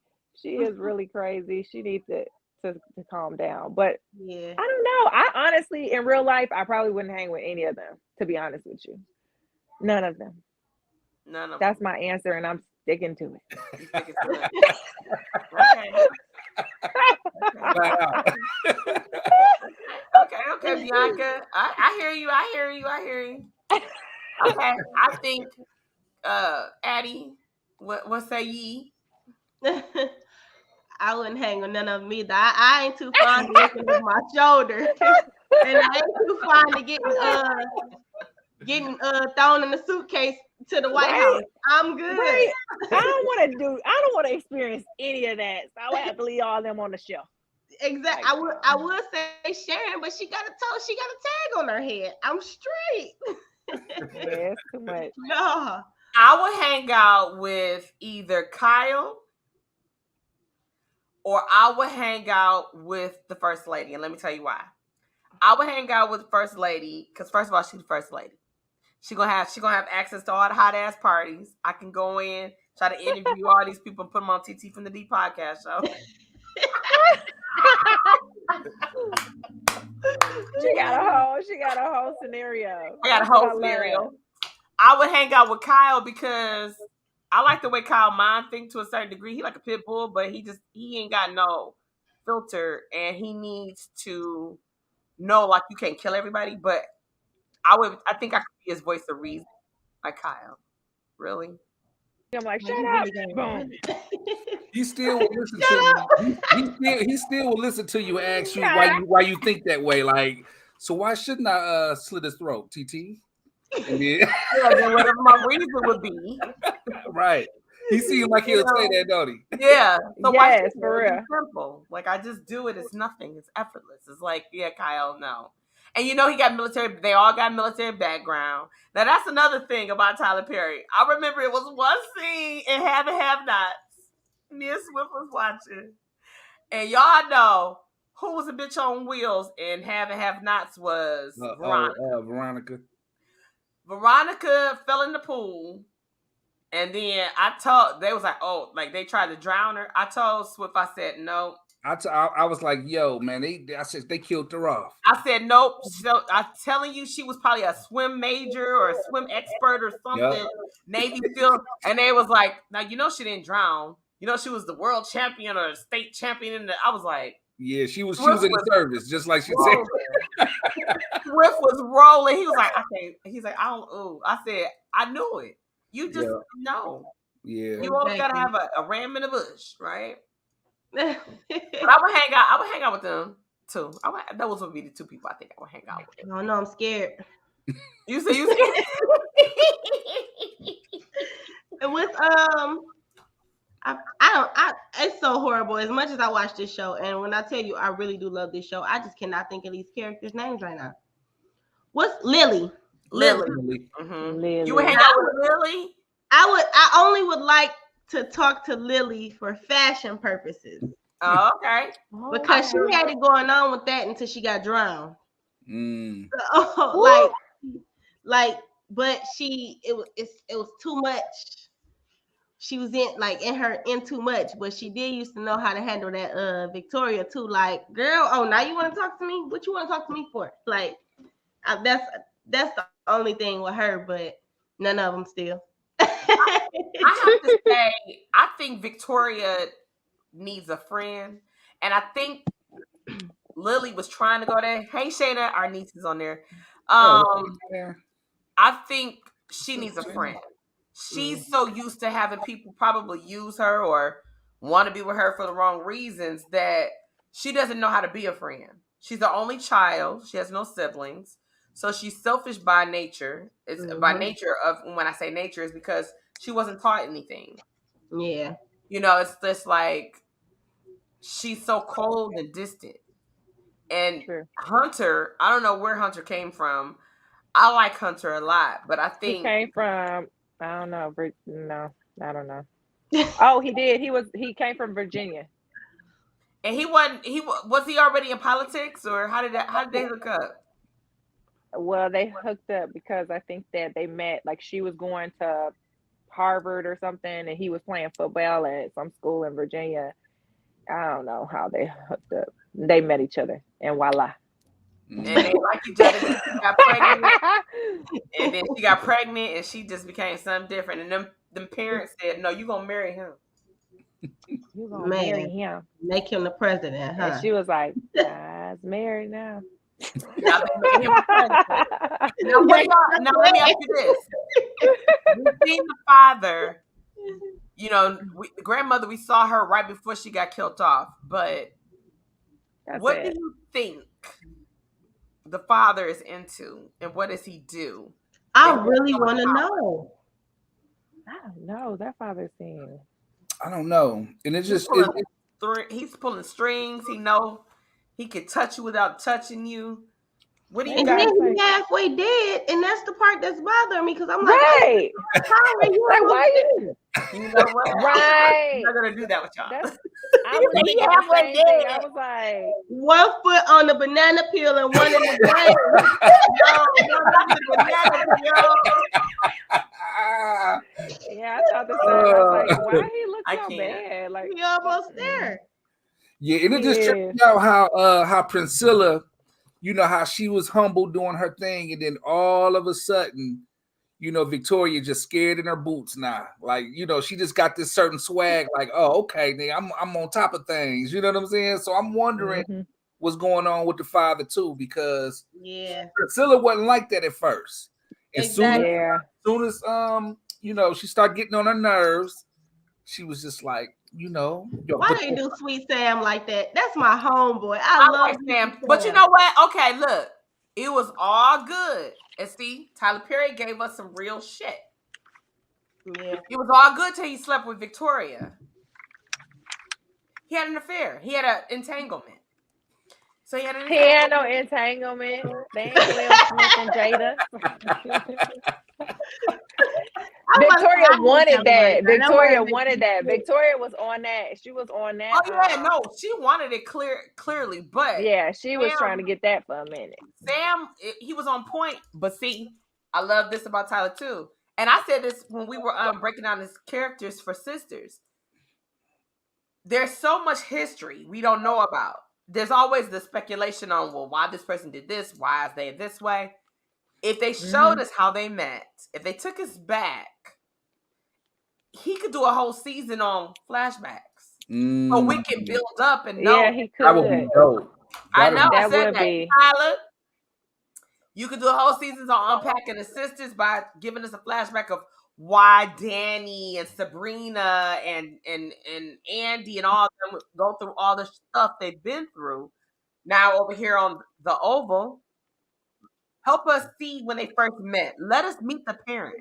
Let us see how the parents treated Victoria. Yeah. Better understanding on how. Yeah, like she should, like they should all have those flashbacks. Yeah. I think flashbacks would be dope. I'm real curious. I'm real curious to know or to figure out how this Rockadoochie thing go tie into all this. Right? Did y'all watch Ruthless? We've been watching it. We've been watching it. I'm watching, but I like it so much.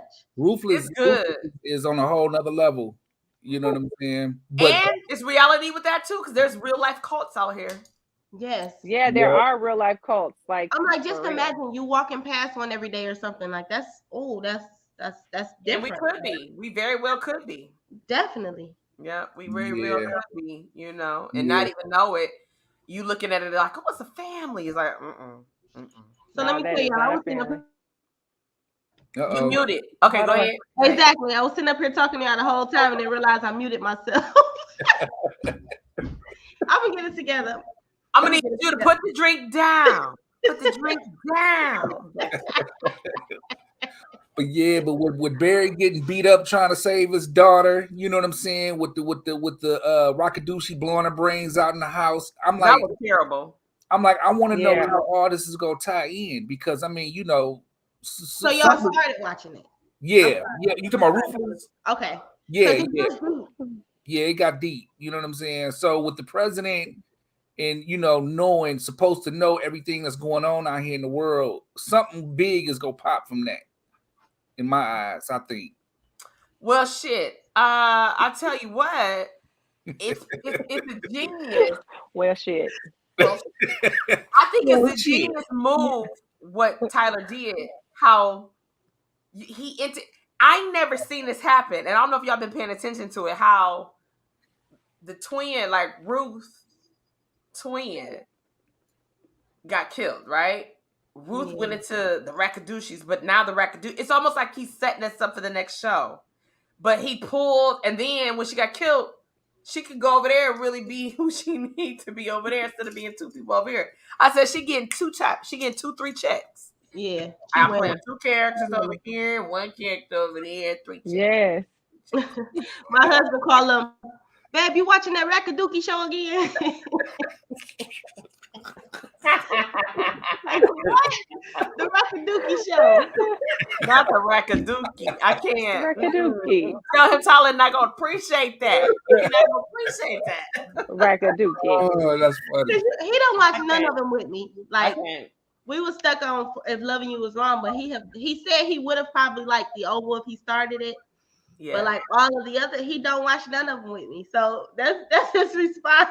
I ain't mad. I mean, you know, Swift, he a trooper, and sometimes he like, yeah, I DVR'd it because he was doing something, and I ain't want to miss an episode. I'm like, I be feeling guilty sometimes, you know. That's that's true. It's funny when you watch it like together as a couple. Because then when we DVR stuff and then it's like if he watches it before I watch it, I'm like, we supposed to watch that together. What? Have a whole attitude. Yeah, have a whole attitude. Be a whole argument like, oh, so that's how we do things now. That's how we do things now.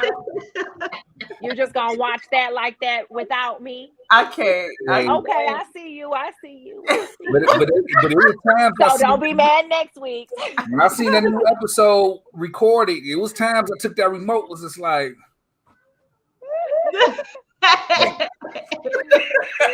I'm gonna wait this one out. It got so bad. It got so bad with me and Keith. It's like he used to go on the DVR, and you know how it has like the whole little. It's filled in. It's like highlighted when you watch it. And he's like, did you watch that? I'm like, no, I ain't watch it. It may be one of the kids. Let me pull out my acting skills real quick. What's gonna happen next? I cannot. Okay, so what do y'all think about the new? Now, the 2 people that just came on the scene, I don't know their names by heart, but the vice president and the second lady. What y'all think about them coming on the scene, trying to act like they're gonna take over the White House and all the stuff that's been going on lately? Kyle being kidnapped by Sam and them, Sam being shot, and all that good stuff. The Franklins gonna eat them alive, though. Yeah, what did Victoria say? We're gonna murder your nappy-headed kids. I was like, yeah, they gonna eat them. She had no coof about. She had no. I don't know that wife seemed real clever though. Yeah, I don't think she won't. I don't think she want to tangle with Victoria though. She got a little bit more pit bull in her than the vice president though. Oh yeah, definitely. He definitely is acting like he would be the woman in the relationship. She hit you with that boy quick, like, oh, bitch. Yeah. Right. That was so funny. I was like, wow. Yeah. She just be going so hard. Victoria is crazy as hell. She was like, I was like, oh. Just but then deep, like, first of all, how you come out that fine and then just mouth lethal, like lethal, like. Cause she's, you know what? I guess Tyler didn't tell us she was from the hood back before her parents became who they became. They had to be from the They hood. really gotta like. Oh, that's when I was on mute. I was mad because I was saying stuff, but they really should do that because who we gotta write at this point? Yeah, that would be a really good idea, specifically because we still don't know what the father really do. Yeah, and with him already like tangled into everything, but missing in action, it would definitely put a whole spin to a lot of stuff. So, what y'all think about Hunter's family? We've never heard anything about Hunter's family. That might come out. That I wouldn't be surprised if that came out this next season. Hunter's family, about Hunter's family, because we never hear him mention anything about his family, where he's, his parents, if he has any siblings. There's been he don't have no friends that come to the White House, like that don't happen. They don't have nobody outside the characters. If you think about it, like the White House in real life always hosts big galas and things like that. Why we ain't never seen big Christmas woo and maybe Hunter on a prowl for somebody there, or whatever. We don't see any of that kind of stuff that we know, fundraisers, whatever events where we could fundraisers, things like that, where it could be something that's happening. Yeah, it's something. Everything is right there in the White House. It might be at Nancy and Richard's house, Kareem's pharmacy, which I'm gonna need them to have some customers.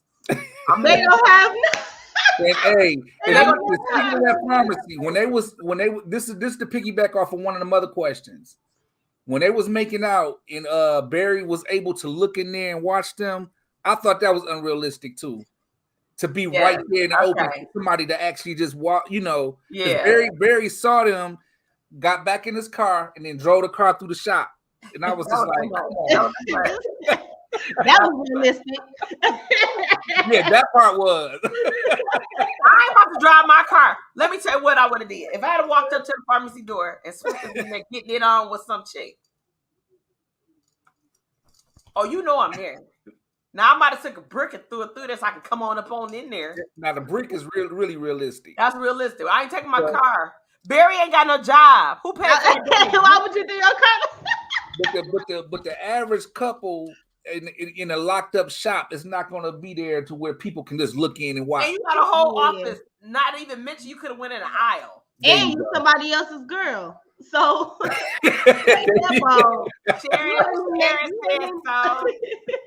Sharon was like, I'm technically not your girl, Barry. That was wild.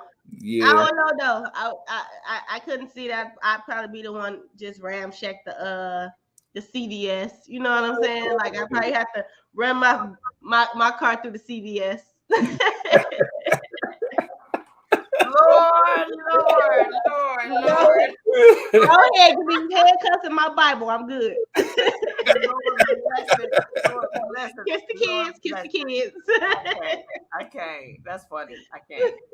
But I really feel that the vice president, like, I don't know why they brought them into the scene. I mean, definitely we should have been seeing the vice president and his wife, because you always, when there's things going on, and you would always see anytime, like the first time a scandal happened that related them to it, vice president should have been there. There should have been meetings with other countries, leaders, and just all that kind of stuff. But it was all more like sex, lies, and videotapes, right? It was like scandal, but it was more about affairs. It wasn't about any money laundering or anything like that. It was more of this man can't keep his pants up, and Victoria really want to be the first lady. She, in another way, she wants to run the country. And a lot of times, they say that like when Bill Clinton was in office, they said, Hillary was running that, boy. Yeah. But they weren't the world wasn't ready for a woman to run the world, right?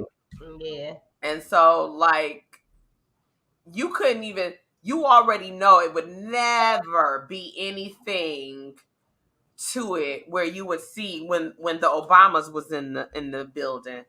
None of that foolishness you know, could be seen. We could think about whatever, but it's just like you looking at it like why you would have expected that to happen because it was an African American. I remember when Obama's first got into office, they had a TV show called the first 60 days when they was following the Obamas for 60 days to highlight on their lives. And I said I've never seen them do that to any president, to where they had a reality show talking about what's going on in their lives for 60 days after they got in office. Right. It's almost kind of maybe you don't remember, like they got, I think that January when he got in office in 2008. So January of 2009, they had a reality show for 60 days. Wow. Yep. Don't they normally follow the new president for the first 100 days or something like that? But I don't know. But do they follow and broadcast it as a reality show for the world to see every step of the way? I don't really. Yeah, like I didn't think so, especially with the whole Five Guys, like he was playing basketball with Five Guys and all that stuff, like when they did that part. No, I've never seen no other president. I said that during the time. I'm like, they never did this with any other president. Wait, what basketball? What you mean? Like when he was like on the reality, like on that kind of reality thing, like they would show different aspects of him. And they was like, oh, they're playing basketball. He's ordering Five Guys, like burgers. It's just like different things about Obama's personality that they were just bringing to light. Like, oh, but I think, I don't know what that tactic was because I've never seen that done before. Maybe because he was African American. Probably so. And it's almost like they was kind of just waiting for him to fall off or something. It was waiting to say. Right. It was like they were either they were either waiting for him to fall off or they were either trying to make it seem like it's the first Black president, and with us we have a lot of stereotypical things, like just okay, he's just like you and I. Like, was it kind of like that kind of ploy, like it's okay guys that the Black guy is in office? Yeah, that's exactly what it's saying. Like wow, that's crazy. Yeah, that's how I felt. It seemed like okay, it's okay, don't worry. That's crazy. And then we got an even crazy person afterwards. Oh man! Oh, that's a whole nother podcast, Bianca. So crazy. Right. Yeah, that is. I was about to get into something like. That's a whole nother podcast. Yeah. Like I would expect it, and I would have thought they could have did the same kind of spinoff with him because he was a reality star. Like There you go. Yeah. But see, he was doing shit that they didn't want us to see. See, that's the difference. You got people that call press and get the press here and do this and do that. Kind of like how the Franklins do when things happen. Like when Jason tried to commit suicide and they had to get to the hospital. Victoria was concerned about, is the press here? It's like, what? In reality, wouldn't they try to keep that hush-hush? Because we don't want anybody to know the first lady and first the president, the POTUS and the FLOTUS son tried to kill himself. That was like, what? But Victoria's like, but I see, you saw she was spending it off. And she's like, I got to act and do this and do that. And I'm thinking like, oh. But she was out cold when she went in there and did what she did to Jason. I felt bad for Jason. Because I was trying to figure out if we was going to actually talk about that. But that take a lot. Think about it. Fun. Like, how do you do that? That's another thing. Let me say this. That's another thing Tyler Perry tapped into.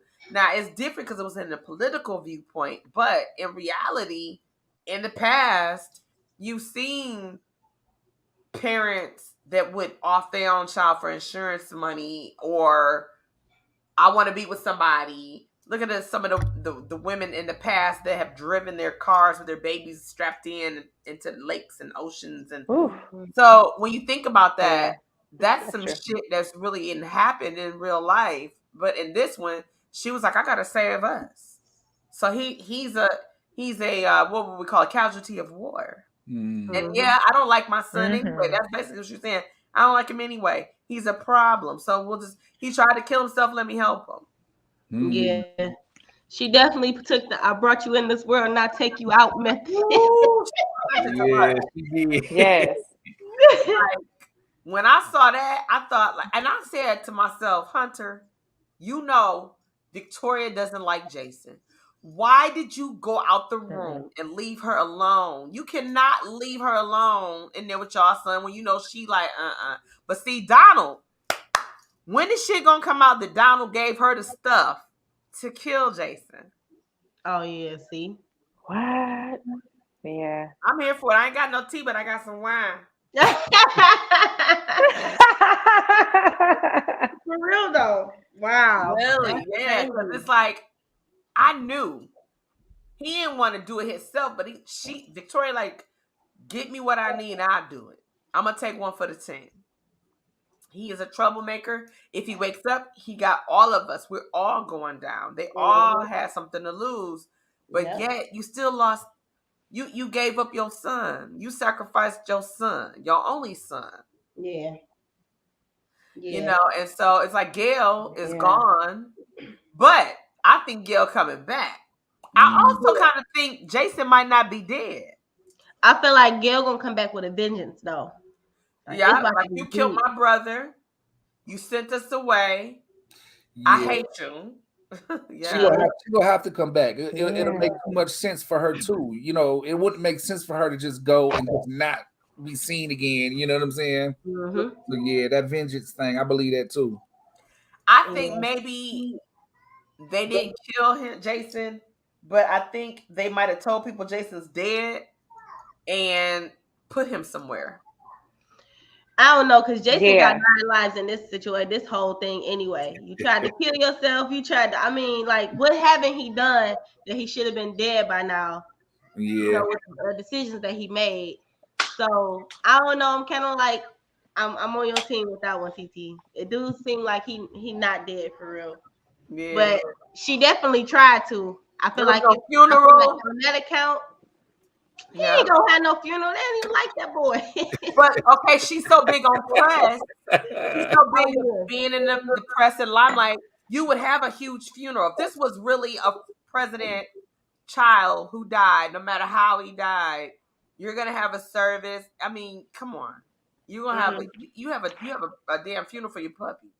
They do that. So you know, when the president dog died, they had a service for him. So you're gonna have a service for Jason. Yeah. But you know, she got to get her good clothes to wear. She got to get the whole drama. I'm like, so with nobody, there's no funeral, right? That's what I'm saying. Right? And then Gayle got to come home. She ain't the grieving sister, the daughter that needs to be consoled. Y'all need to call Gayle. Let Gayle know Jason's passed. We're gonna have a funeral. Gayle needs to come back to the show now so she can come to the funeral. And there we have it. She's gonna wreak the havoc and the bullshit. Yeah. It's on. It's on when she come back though. It's on. Gayle gonna be like, I've been working out. She gonna be like Jennifer Lopez from Enough. Gayle been working out. And she gonna get Victoria a 2-piece. Oh, if that happen, I'm here for it. She like, I've been gone for a while. This is beautiful. It's like it's an eyebrow for me, TT. She thought she was in that scene. Yeah. Let me see the eyebrow. Check it out. You can't even do it.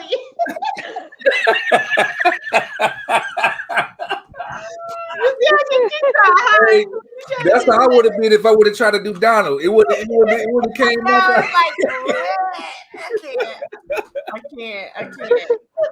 It's like we can always do it. We can always do it when we're not trying to, right? All right, for sure. Well, we're not trying to do it on purpose. I think so. Okay, Shawnetta said, did y'all discuss the daughter? Gayle, we talked about Gayle a little bit. Gayle promiscuousness. That's not even a proper word, but Gayle was troubled. Gayle wanted her mom and she wanted a relationship. I think Gayle kind of like the grandmother. She didn't hate her like Jason hated her. But I think Gayle also kind of knew like they'll put us in our place. Mm-hmm. If we don't act accordingly, because even though Victoria was grown, she was able to be put in her place too by her mama. But now that Jason had killed the mama, who gonna put Victoria in her place? Yeah, you know, nobody. I always Priscilla. always looked at her like, oh, okay, she's sassy, whatever. But when Richard picked her up that day and she got in the car, and she remember she had a little blood on her nose, and she was like talking about how she got raped. What did she say? She got molested when she was young by her uncle, and she would just start talking about things that happened in her life. And I started looking at her in a different light, like, oh wow, yeah, she went through a lot. You know what I'm saying? Oh, and that's what we talked about earlier, though, the trauma. Yeah. When you have trauma, it's hard to get past that when you don't have no time. You have no time to heal. Yeah. When you have no counseling, you have no support systems. You could even she can't talk to Victoria. Hunter too busy chasing girls. Jason creepy. Who she was gonna talk to? Exactly. Who was there for her? Right. And then they're only in the office for what, 4 to 8 years, technically, you know, like if we look at it in, you know, life for real. But you deal with the political side and the things you have to deal with even before you get to that point. So you've been going through this politics stuff with your parents for quite some time. So you haven't had your parents for a long time. You know, you haven't really been able to tap into mommy daughter life or daddy daughter life for a long time. Like, if you look at it from that standpoint, and that's probably what like carried over the mental illness. I really want to see Tyler Perry do a snippet of their like their childhood, like a flashback. Yeah, like their childhood and everything. Yeah, I feel like I want to see that too. I hope he does that. Yeah, because then you get more of an understanding of what characteristics they're bringing through right now. Yes, what they've been exposed to. I agree. I touch and agree. Shout out to Tyler Perry. Now, here's my last question for the night.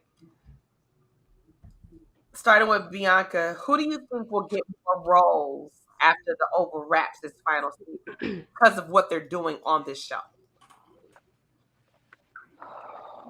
I mean, like, everyone is bringing something to the table. So I think they're all going to get a role somewhere eventually. But for sure, Victoria definitely going to, I feel like Gayle definitely, Crazy Jason, of course. Your boy, Kyle, I think he will too. I think that a lot of them are going to get recurring roles doing something else, or even getting like more jobs with Tyler Perry. I think that they're all going to be getting something soon. Yeah, because they're all great. I feel like they've had growth, like from the first season to this upcoming. I think they've had a lot of growth within their characters and within their abilities. So, I mean, shoot. Yeah. I agree. I'm giving everybody their props. Go ahead. I'm going to be on Tyler Perry too. Everybody go, come on, y'all. Let's go. Me too. I'm going to be on there too. I don't know at what capacity, but one day. One day. Yes, one day. Yes. Swift. I definitely think Victoria go get more roles. She's killing this role right now. You know, I mean, it's to the point where I can picture nobody else playing this role but her. You know what I'm saying? And I think Jason, the way he is with this role just allows me to feel like he can take things to another level in other movies from watching him in this. So I think them two, I think I'm definitely going to see them in more lead roles as well, not just showing up in stuff, just like leads in a few. Yeah. Okay, Addie. Definitely, like Bianca said, everybody, because everybody played each part individually so well. Yeah, they do. But Victoria, she has to. It's almost like she has to be in more roles, like because she played that part so well, and it's not even just about like if you think about it, like you said something about she played a police officer or a detective or something. Yeah, she played Detective Moultrie in a play that I directed many years ago. Yes. And she actually was in almost like a jack of all trades, for real. She can kind of pull it off, anything. Yeah, I don't think a lot of people know she was a lawyer. Yeah. In the Have Nots. Oh, she sure was. She was on Have Nots as a lawyer. You're right. Yeah, but she just give that I don't know what to call. You know, y'all the production. I don't know. It's No, kind it's of a like, production and like stuff that, like that. like that. It's like you don't even want to say old. It's just like, like that Angela Bassett feel where like every role they play is like just rich, and the character just comes out. Just, Yeah. I can see her. She's just like a rich actress. Like just the way that she gets involved with her roles, I just can see her like. I feel like she's like an Angela Bassett to me, like that. Definitely like Oh, Angela Bassett. I can. nice. But another person I feel like can get a role that we didn't really speak about tonight is Nancy. Because she plays that mother wife figure. But I'm afraid she might be typecasted. Typecasted. Yeah. You wouldn't want somebody to be typecasted like. I agree. She does play that role good. Like you, too. what's the she played on Acrimony. Did she play Yeah. Acrimony? She was Taraji's sister on Acrimony. Wow, really? Yeah. So that docile, like I don't know what's going on, type of thing. But I think that's why it's important to show range. Yeah. So you don't get typecasted. It's important to show range because you get the same, character. Like Loretta Devine. Like Loretta Devine, like the lady who always play everybody auntie. No, what's her name? I can't remember her name. She always play everybody mama. Mama or auntie? I know who y'all talking about. She played in Blackish. I mean, she was season of Blackish in the season. Yes. I know who you're talking about. Jennifer Lewis. There you go. Yes. Jennifer Lewis. Yeah. Yeah. Amazing so actress. I'm thinking, amazing actress, but yes, she is like a typecast. Yeah, typecast. She is a typecast. I feel like a lot of people, but have you noticed like a lot of people that can't change the inflection of their tone, they're typecasted. Yeah. That's something to think about. Come on, Bianca. Yeah. Okay, I see you. I got y'all. You're right. You're right. Yeah. Yes.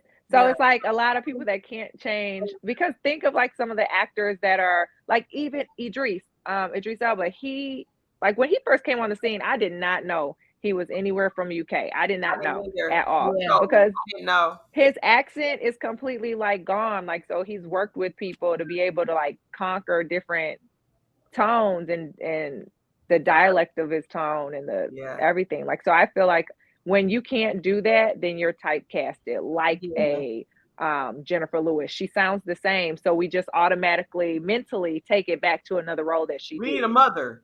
Oh, call Jennifer Lewis' agent, see if she's available. Loretta Devine. Yeah. You know what I'm saying? I think it's also if you have a certain look. If you have a certain look, it's kind of like if you can't change your look, then it's kind of like you can only get these type of roles. But if you could change your look,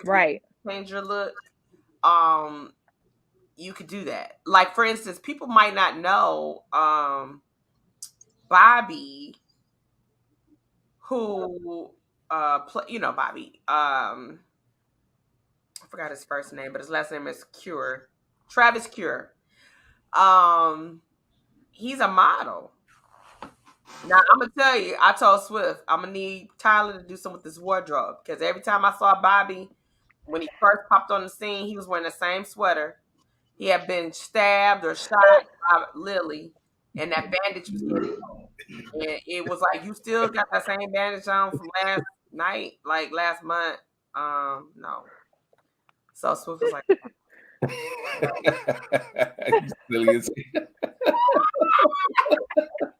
but anyway, I'm sorry. That's funny as hell to me. But I'm glad. There's low on wardrobe. They yeah. And I ain't gonna say what I was about to say. We're gonna leave it alone. Nope. But I will say that we have hit our 2-hour mark for our 2-hour special tonight. We unpacked the characters. We broke it down. Thank God, and thankful for all the people that participated, that logged into their Facebook accounts by way of StreamYard to share their questions and their comments with us, and tapped in with us, shared your thing. Shout out to everyone who gave some good feedback.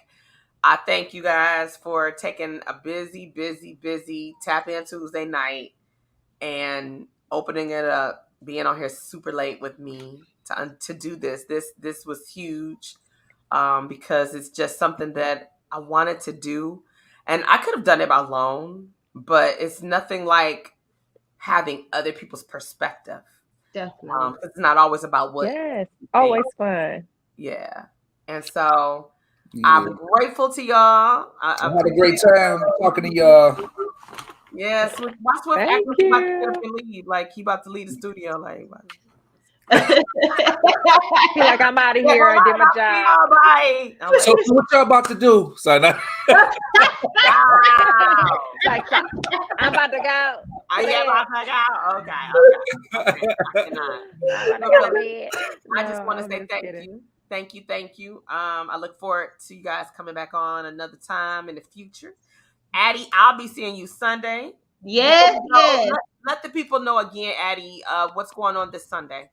Sunday, April 24th, we're having the pre-Mother's Day Expo. So you'll see a bunch of different vendors, a bunch of different people advertising their businesses, as well as, having gifts for your mother, your wife, your aunt, your lady, who's ever important in your life.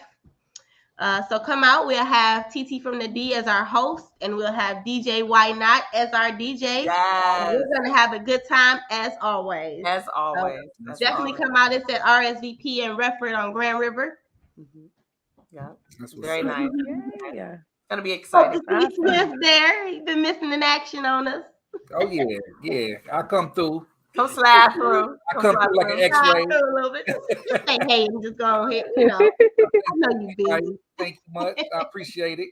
And Swifty, how can people get your Detroit Life? Oh yeah, the Mall of Partridge Creek. We got the Detroit Life store there. Mm-hmm. So go to the Mall of Partridge Creek. Is in Clinton Township on Hall Road, and they got everything there. So come holla. Oh, then you can go to DetroitLifeGear.com if you don't want to take the drive. So or you're not local if you're in another state or another country. Right. Exactly. Right. And then about the D12. What's up? Me and Canava, we working on a project right now. I got the Detroit Life 2 out right now on all platforms. So if you want to listen to some good raw hip hop, go to Spotify and all the digital stores got it. Just came out a couple of months ago.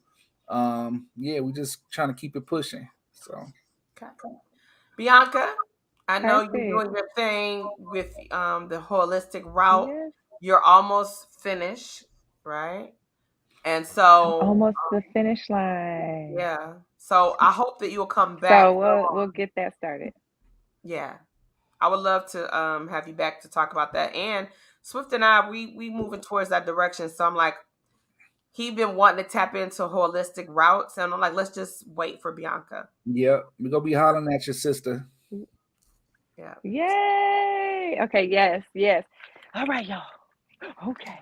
All right. And so it's fun as always. I'm gonna close this out. I'm gonna hit up a joint that Swifty has with a couple of guys. One of the guys had a song that I grooved to back in the day. Yeah, love them. They came back out and they did another song. Why y'all laughing at me? I was like, hit up a joint. I was like, you about to hit up a joint? Me too. Oh my God. But no, this is a song that Swifty did with 3 other guys. You want to set this up, Swift? It's called Long Story Longer with me, Yuck Mouth, Razcast, my homie MRKSX. We did an album together, a little collab record. I don't know which song you about to go ahead and play, but this is off the Long Story Longer album, collaboration album we did. So isn't that right? This is a little video clip for all of y'all on our way out. Salute Queens to my king. I will see y'all later, but for everybody else still viewing, check out this video, Long Story Longer, featuring Razcast, Yuck Mouth, MRK, and Swifty McVay. See y'all later. Yeah. All right. See you later. I don't like people like you. You know it's coming. I don't like people like you. Wait on it.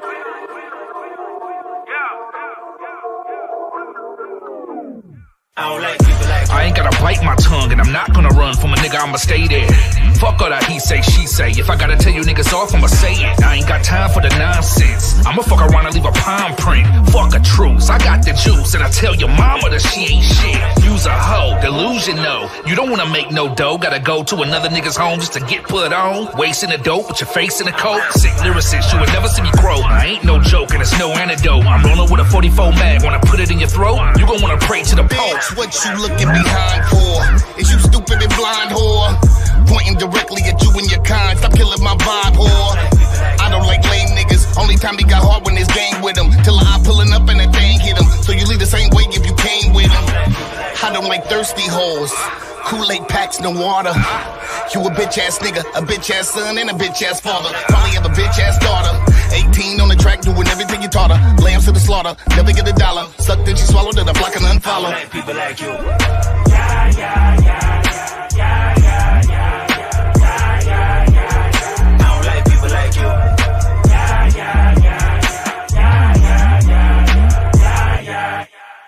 Bitch, I'm talking about you. I don't like the way you looking at me like a bad bitch that ain't never happy. Entitled as entitled, give me room backspace. Entitled text, play text. How the rim cycle knew it was a rather nigga being Michael. My quotes rival, that's a sign of Simon. Cross the idols. Ay, I do not care if you don't like women, but you rap like your drawers ain't got big holes in them. Lights off, no signs of movement. Sleep. I'm 6 feet tall, but underground deep. Following some shit that they heard. Sheep. Every time I listen to that weak, baby, shake your ass to the right. East, I'm a motherfucking beast. Sheesh. I'm a boss, you a goofy. Screaming for friends, hit him with a little Uzi. Still chopping on the beat like Bruce Lee. Tell him put the pussy on the gram like Boosie. Clutch shot like 2-3. Put him in the grave, shit getting real spooky. Little niggas throw things like Pookie. Don't know the gang trying to bang like two. You niggas bitches, you works in the hoe. You niggas snitches, you work for the folk. I hit the block with the perp and the dro. I put your bitch in the skirt and she hold. Whoa, slow down turbo. Gotta keep square niggas out the circle. AK got a nose like snorkel. Keep 2 straps on the nigga like Urkel. Tell him. Yeah, yeah, yeah, yeah, yeah, yeah, yeah, yeah, yeah, yeah, yeah, yeah. I don't like people like you. Yeah, yeah, yeah, yeah, yeah, yeah, yeah, yeah, yeah, yeah. Bitch, I'm talking about you. Pull up if you don't like it, bitch. Pull